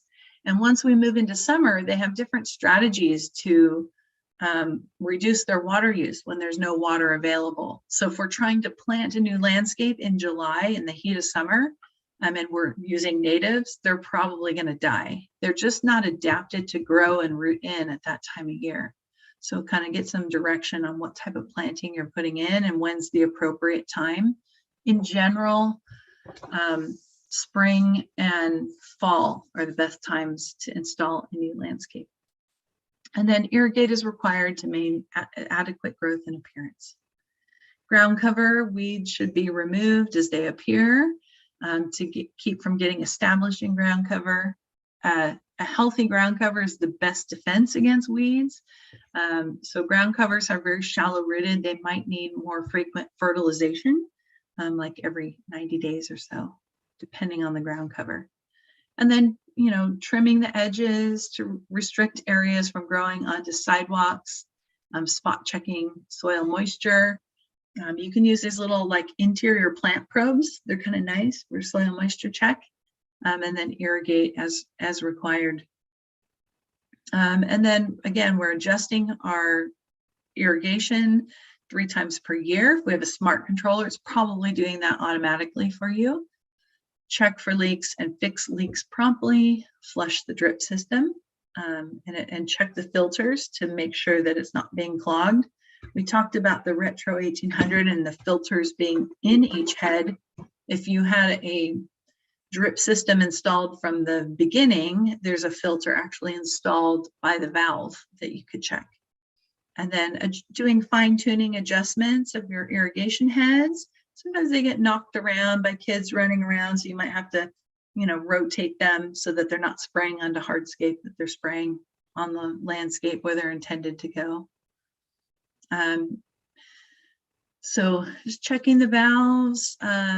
Again, after power outages, really important to keep an eye on your irrigation clock and make sure that the program stayed in the controller. And then checking for agency watering restrictions, as we go into a drought cycle, especially. You don't want a little citation for watering on the wrong days.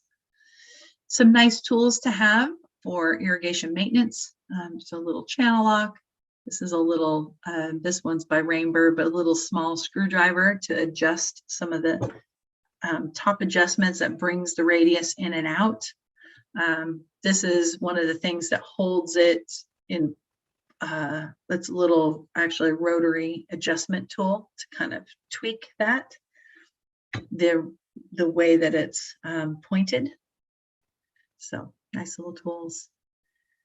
For common problems, for overhead spray, broken or leaning sprinkler heads, overspray onto hardscape areas, misting instead of spraying, that's a sign of high pressure. I know Steve talked about that a lot in the last session. That's covered in depth in our irrigation special topic. Uneven coverage. So if it's not reaching, sometimes the patterns of spray can get blocked as plant material matures. So you have to trim back the plant or raise the sprinkler head to a larger pop-up. Broken or clogged nozzles or emitters. Subsurface, you could look for excessively wet areas after irrigation stopped.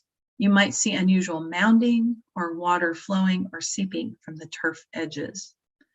For drip irrigation, kind of brushing the mulch aside and looking at some of these joints, looking for any unwanted spraying or bubbling out of these joints.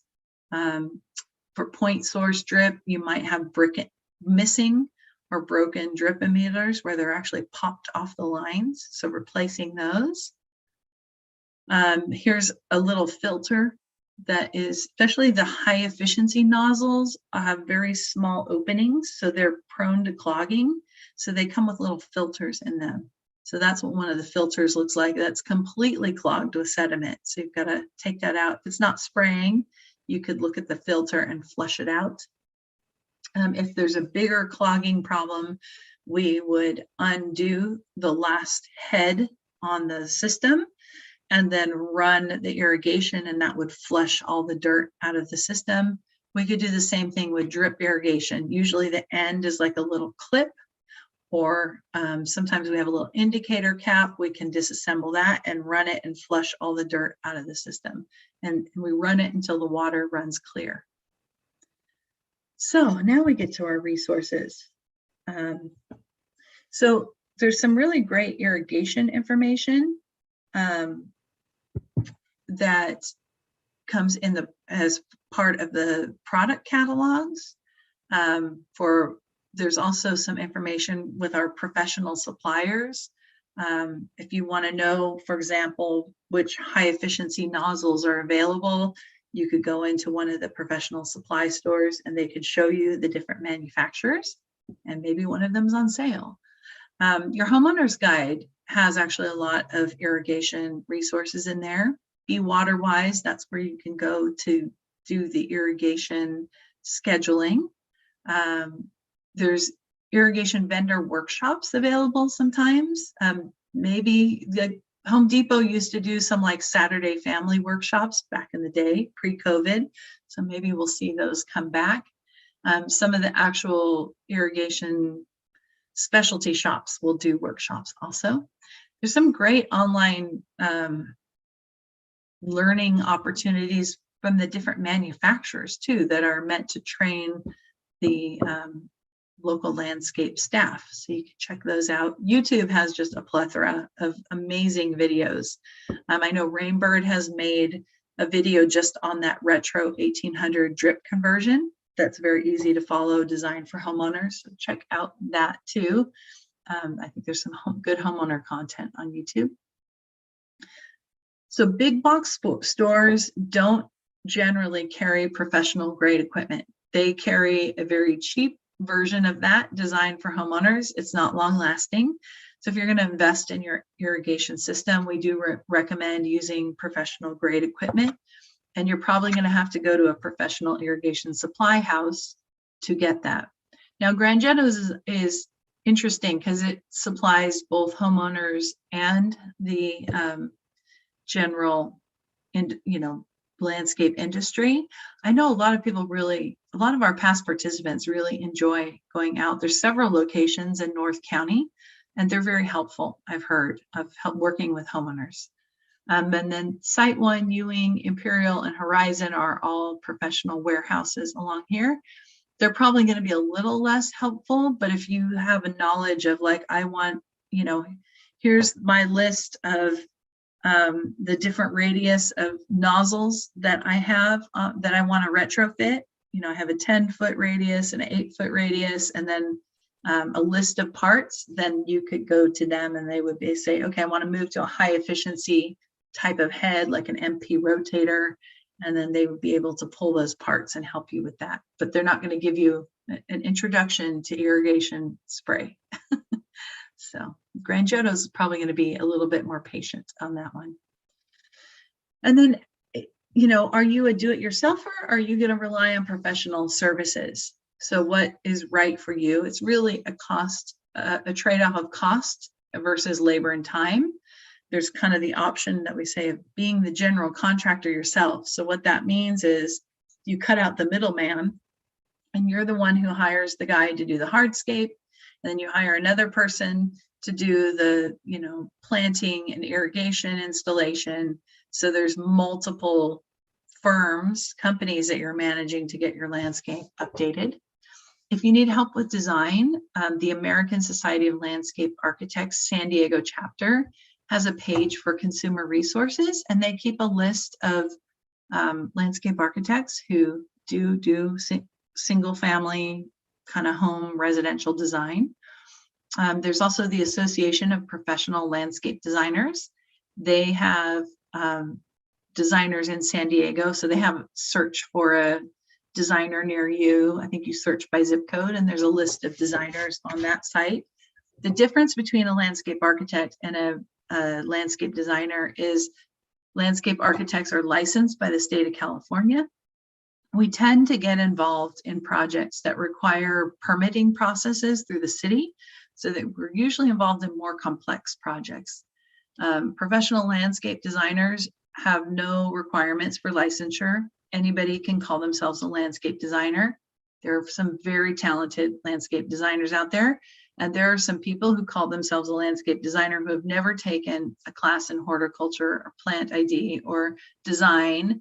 They're just hobbyists. So if you're going to use with anybody that you use, you want to make sure that you do your homework, look at their portfolio of work, get some references, and make sure that you're comfortable working with them. If you're looking for just an irrigation designer, maybe your landscape's in pretty good shape, but your irrigation system's a mess. The Irrigation Association does have a certified irrigation designer program, and you can search by zip code. The last time I searched, there wasn't any listed in our area, and I was very surprised about that. So I don't know if it's expensive to maintain that listing or it's just not popular, but you could try that.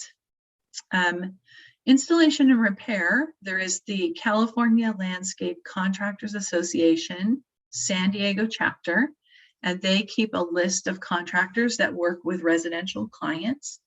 They have like a nice little profile, has a little description about their company. So you could start with them. A landscape contractor should be licensed by the state of California if they're on that site.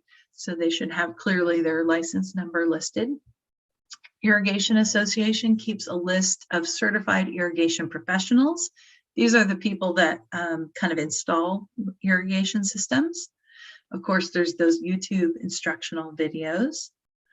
If you need to check a license, whenever you hire a contractor, you should always be checking their license to make sure they're in good standing, that their insurance policies are in place, that their license is up to date, that if they've had any complaints against them.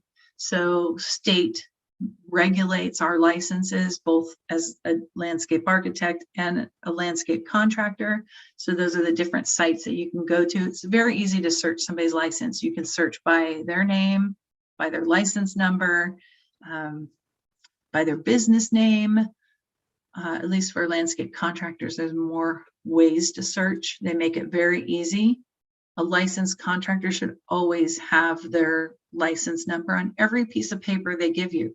If they drive a truck with their company name, it should have the license number listed. If they give you a proposal, it should have the license number. If they have a website, it should have the license number.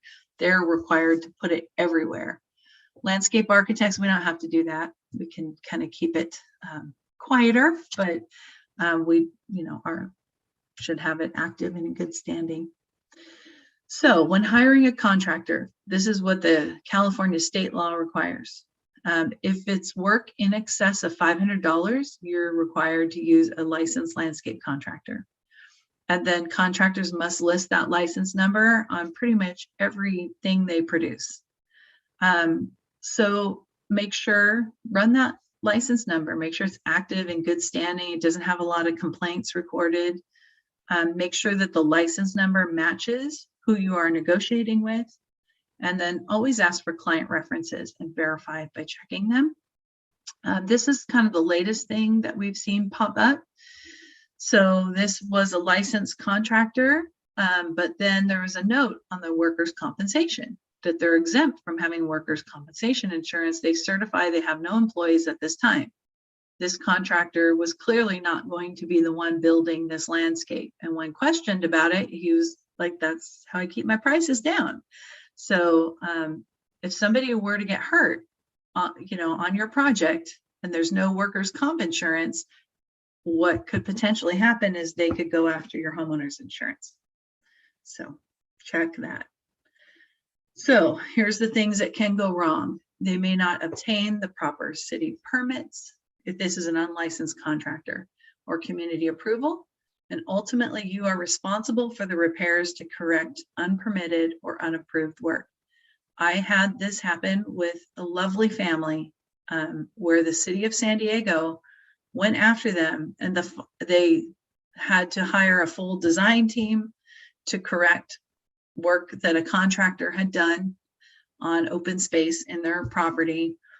And the city felt like it wasn't being designed fast enough, so they piled on a $250,000 fine, and they were trying to save their house at that point. They were successful, but they had to go to court because the city was going after their house, and they would have sold it for the fine. So it's really important, especially if you're going to be doing any larger work, that you work with a licensed contractor who knows to pull the permits. They could leave the project incomplete even after you've paid them. Pool contractors are famous for that, digging the hole and then taking off with your money.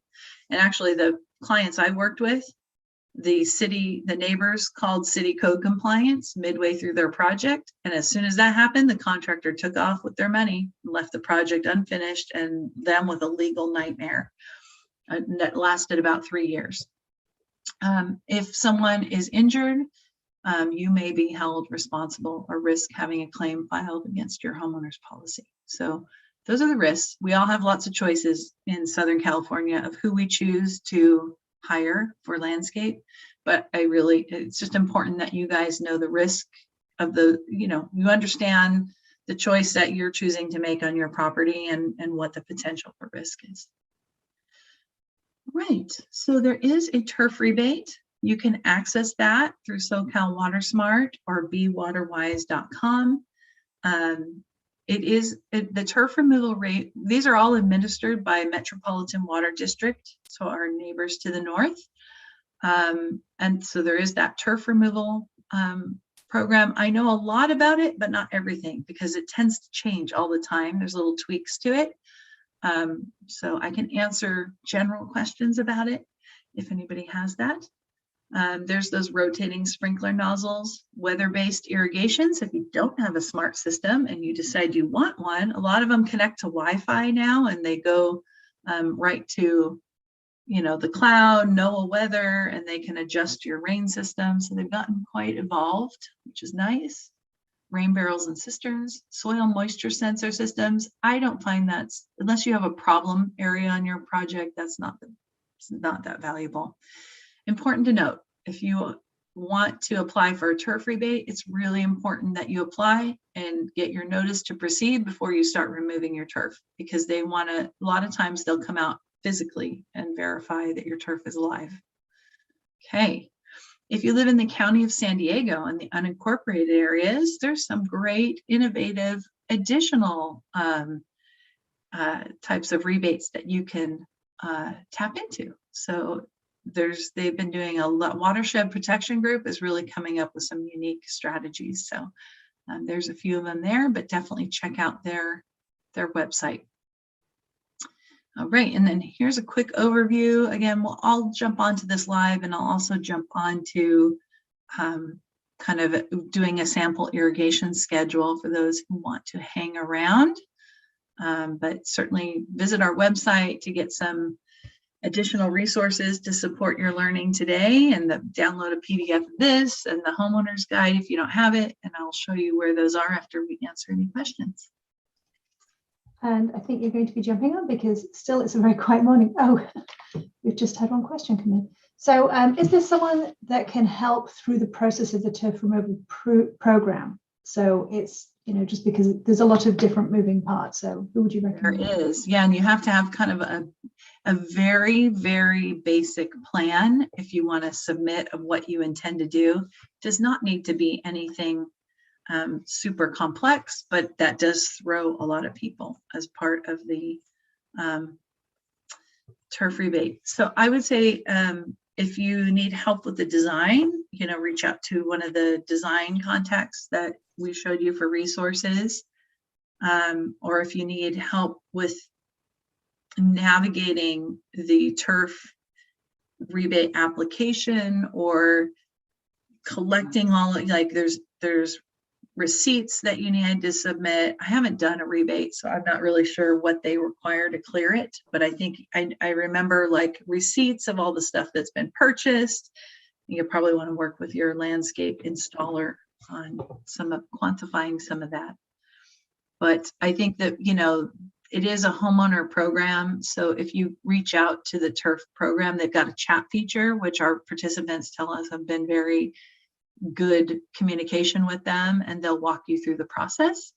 And then definitely check out some of our other workshops and the 4-class series if you qualify, because we can walk you through the design part too on that. Okay. Where would you suggest someone could get help identifying existing fruit trees or plants and how best to maintain them?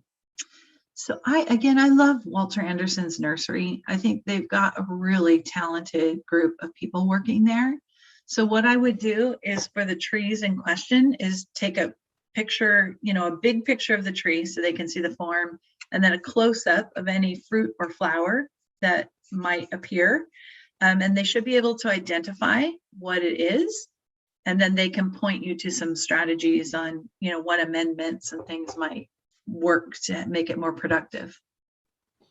I was going to suggest as well, there's iNaturalist if you have a smartphone, because that's often super just like quick and easy, and it's not always correct, but it gives you like an idea which way you're heading. And then definitely Walter Anderson's if it doesn't. Yeah, absolutely.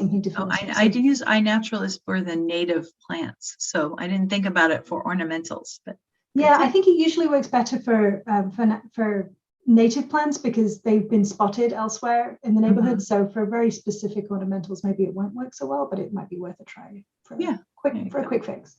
Mm-hmm. Okay, so Be Waterwise suggests that there are situations to water multiple start times instead of on multiple days. So how much time would you recommend leaving between water start times when using that method? Yeah, it's a good question. And I'm hoping that Steve covered this in the irrigation section. If you have like a clay soil, like I do, that is water does not move down into that profile, we do what's called a cycle and soak type of scheduling. So meaning if we've got plants that need a certain amount of water in that soil during an irrigation runtime, but the soil can't absorb water fast enough, sometimes we'll run it for a portion of the time, and then we'll let it rest for, I would say, up an hour or more, right? That would be I would let it rest for about an hour at least before I tried to turn on a second cycle of that same zone to get the rest of the water infiltrating into that soil. All right, so would you recommend that someone installs drip irrigation first, then dig the holes for the plant afterwards? Yeah, it's kind of like the chicken and the egg. So people have different strategies on that. I like to install the big plant material first, and then, get my system in, and then I install the small plant material. So I kind of split the difference between that. So trees and large foundation shrubs, get the irrigation to them, and get the irrigation to the rest of the area, and then install the small guys. Okay. And then I was going to mention, just going back to the Plant ID with iNaturalist, somebody mentioned Plant ID. And I remembered, on smartphones now, especially for iPhones, they'll identify your plant. So if you take a picture of a plant, which I did when my bok choy bolted the other day, and I was very upset about it, but it will try and identify it, or it'll at least give you the family that it's in, so you've got to start. Nice. So for the cycle and soak that you mentioned, is that ever used for a sandy soil where water runs off quickly?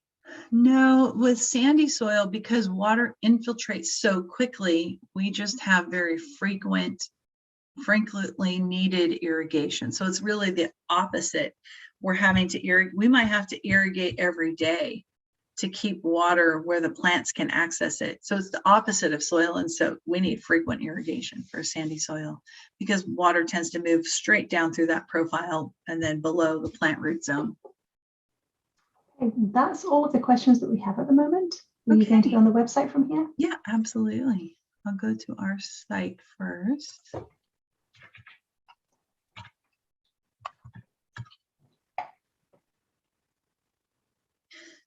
I'm gonna share my screen again.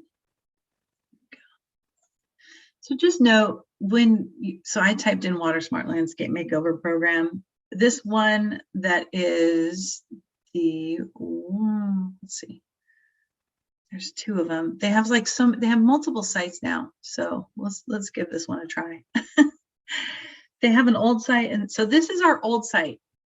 So it pretty much feeds into the new site. Let's see. This is the new site. Again, they keep changing the pictures.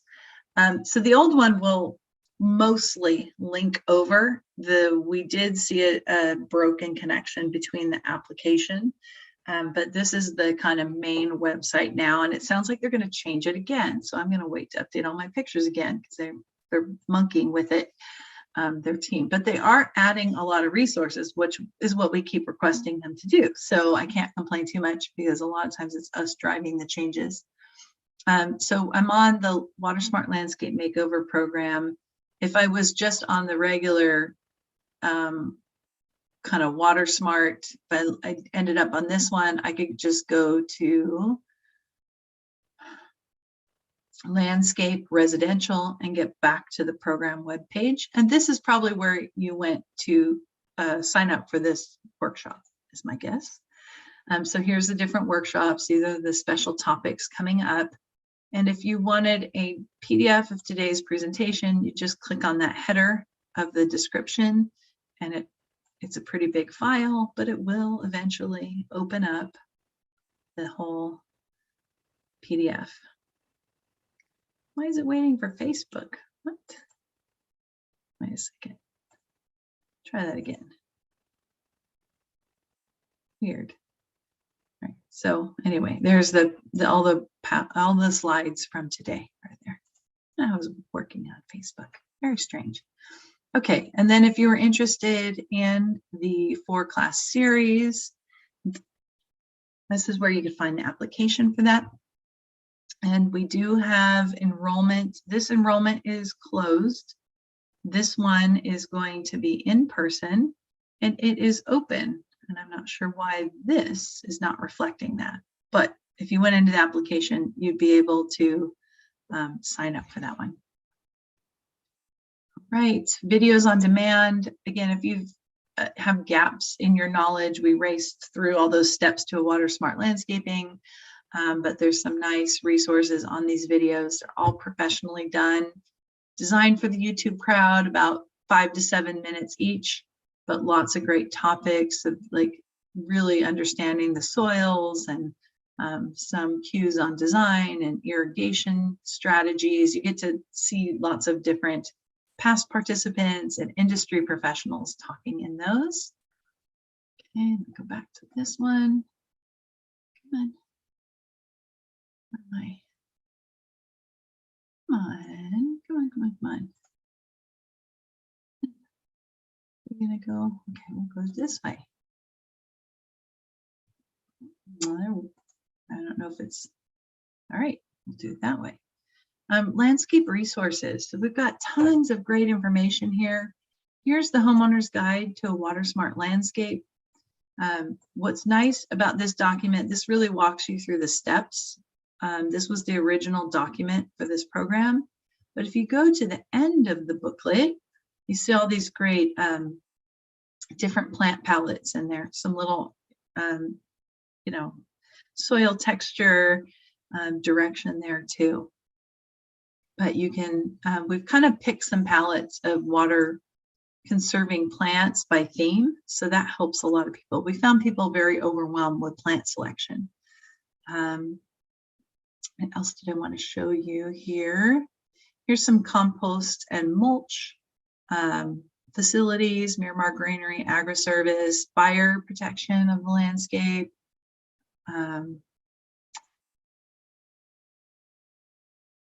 Let's see, landscape design. Some of our templates are in there. What else? Professional help, some links to some of those associations that I gave you. Some planting resources to select plants. And then any questions? Does anybody have any questions on our website before I go over to that irrigation scheduling website? I'm not seeing any questions specific to that. We have some questions. So let me go.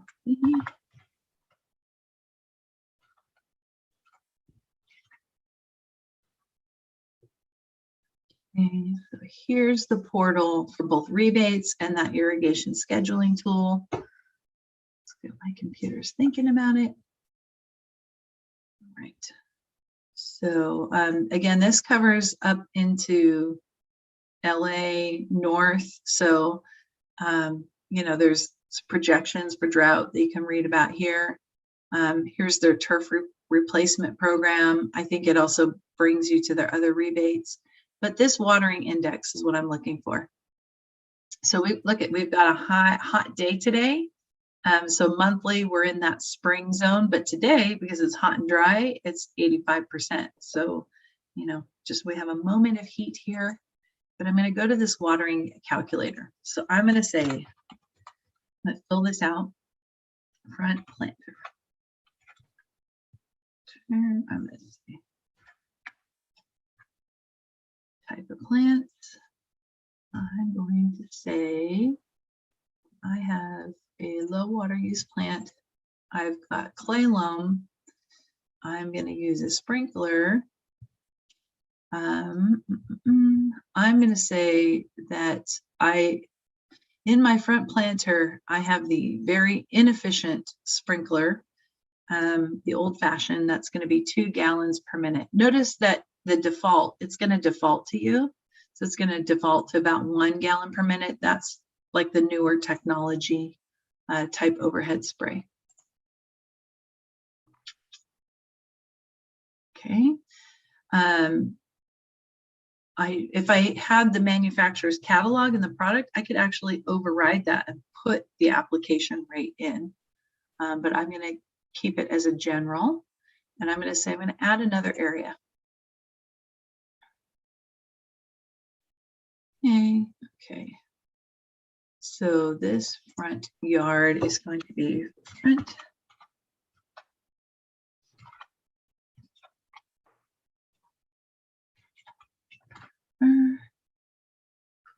Grass. I'm going to say this is going to be a low water use plant. I have clay loam. I'm going to use a sprinkler, and I'm going to use this lower default level, the 1 gallon, so for more of an efficient one. And I'm going to do one more area. Okay. This is going to be fit.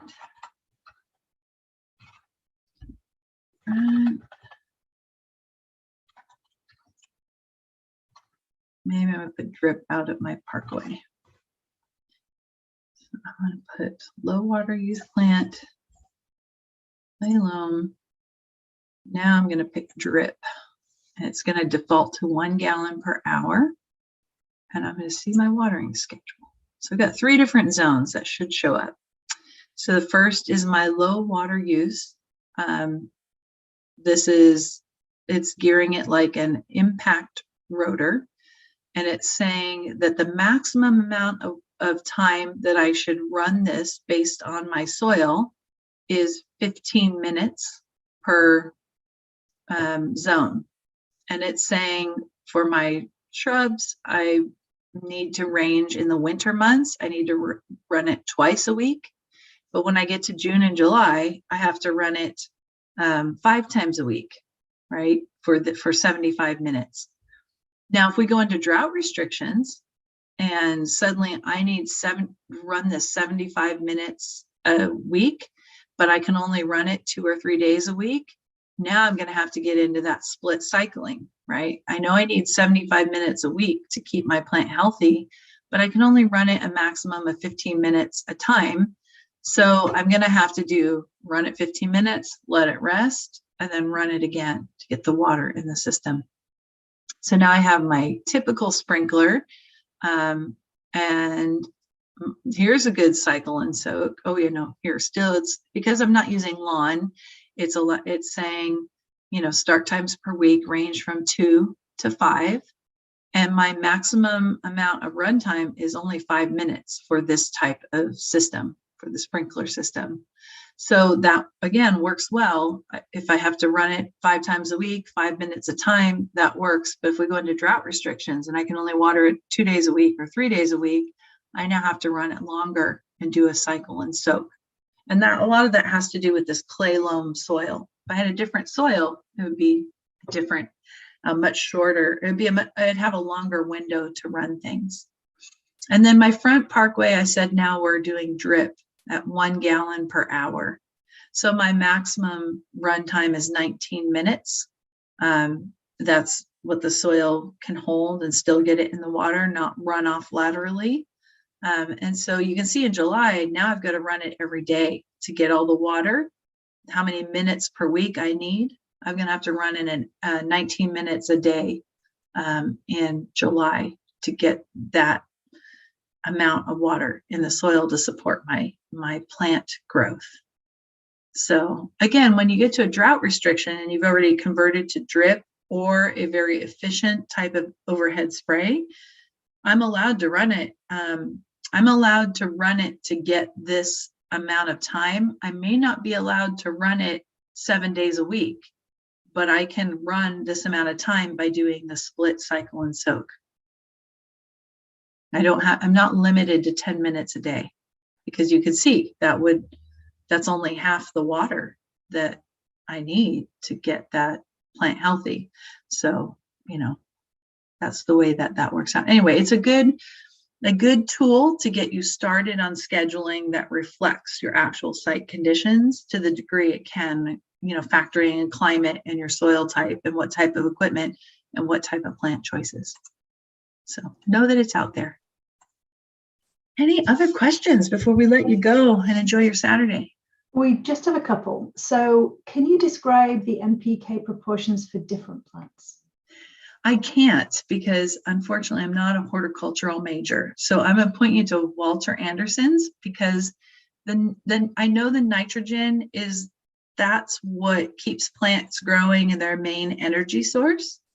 But then the phosphorus and potassium support different types of growth. One supports roots, one supports fruit and flowers. And I don't remember which is which. And I'm sure there's a whole host of other things that if you're a horticulturalist, they will know, and I don't. So all different plants want slightly different fits, right? Yeah, and so if you're having an edible plant that's producing fruit, you want a different formulation than something like a lawn that is just nitrogen heavy, right? It just wants little green growing, and we keep mowing it. So lawns tend to be very nitrogen heavy formulations. And then if you look at like flowering or fruiting trees, they're going to have something that's more of a potassium phosphorus input, but how that all works is beyond my understanding. Magic. So we'll try and some magic. So there you go. That kind of leads into the last question. This is about proteas, or proteas, depending on how you pronounce that. So they need a pH of 5.5. Do they really? I was not aware of that either. I've never heard that. I don't know that that's true, but maybe. I don't know. I know we have them growing all over the place, like that. Yeah. Those families. So maybe that's their optimum. That's real. I question that, but I'm not sure. And I have a protea expert that I can ask. That's an easy question for me to research. So if we want to do that, we can.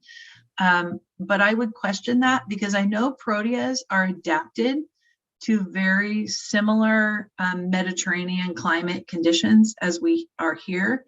And those tend to be alkaline climates. But don't quote me because I'm not a protea expert. But anyway, rest of the question. Well, sorry, this person would like to grow them on a hillside. Wait. So no, sorry, he already grows them on a hillside. But he's thinking about planting them, it sounds like, in where there is currently lawn. So if you're going to do like a lawn replacement, how the grass has been fertilized so far, is that going to impact being able to grow a protea afterwards? What do you think? So my understanding with proteas is they don't do well in poor draining soils. I have clay loam, and as I said, a friend of mine is like the protea grower who flies around the world and helps people grow these things, like big farms that use them for cut flower production. And he tells me I'm able to grow proteas in clay soil, but it takes some work to get that soil properly amended. So that's going to be your first thing to assess is what's your soil texture like, and do you have a well draining soil, because it's going to be a lot easier. The other thing I know about proteas and anything else like the grevilleas, anything in that same kind of family, is they are very sensitive to phosphorus in the soil. They cannot tolerate a phosphorus amendment. So if you take a regular type of food from Home Depot that's got a high, a normal level of phosphorus, it'll probably kill that plant. You've got to really limit that. That's just, and then the last thing I know about proteas is that once they kind of root in and they develop this, they call it like a protea root, which is very similar to our chaparral. It's like storage to help them survive drought conditions when there's no water. There's like starch storage nodules in there. Once they develop that, it's very difficult to move them. You usually don't have success relocating them. So you kind of got to pick their place and get the conditions right, plant them and leave them alone. I'm just looking on Facebook to see if there are support groups for proteas. And I'm sure there are. I'm sure that there are. Yeah. They'll probably have a wealth of information there as well. Yes, so absolutely.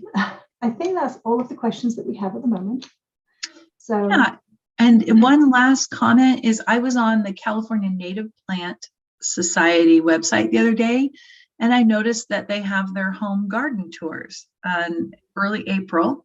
So if you're interested in native plants, they do have their members open up their landscapes, and you pay a small amount of money. It's like they give you a map and you drive from site to site. But it's something we might think about posting on the Facebook page, Janine, too, when you have a spare moment. but kind of a great event if you want to know more about native plants. They're a great resource. And then also Native West Nursery is down in South Bay. And if you get on their list, every so often they have weekend Saturday sales to the public. So Native West Nursery is a cool nursery for natives. Lots of great help to point you to which natives to select, but you have to hit them on a day when they work with residential people. And then we went and visited Waterwise Botanicals, great for succulents. They're up north in Bonsall, but they had a lot of cool Saturday events like free succulent gives away. And I think they bring in like taco trucks and things. So it sounded like fun to go out there on a Saturday. Well, I think we're about ready to sign off. We did amazing timing today. It's noon. We did really well. Yeah. I just got here. You did. Yeah, that works sometimes. So would I say thank you so much for you for this presentation, and thank you to everybody for joining us today. We know it was a beautiful Saturday morning. So we hope you enjoyed the class and we hope you learned a lot. And please remember to visit that website, the watersmartsd.org, where you can find more information on the workshops and classes. As you saw, I put in the chat, we are, and Michelle's pointed them out as well, we are planning on more classes, so you can sign up there. So that's the same place as well if you'd like to revisit anything we discussed today during the presentation, or you can wait until early next week when I send this video out. Great. Emailing this to all of the attendees. So have a great Saturday. Thank you so much. Thanks, Janine.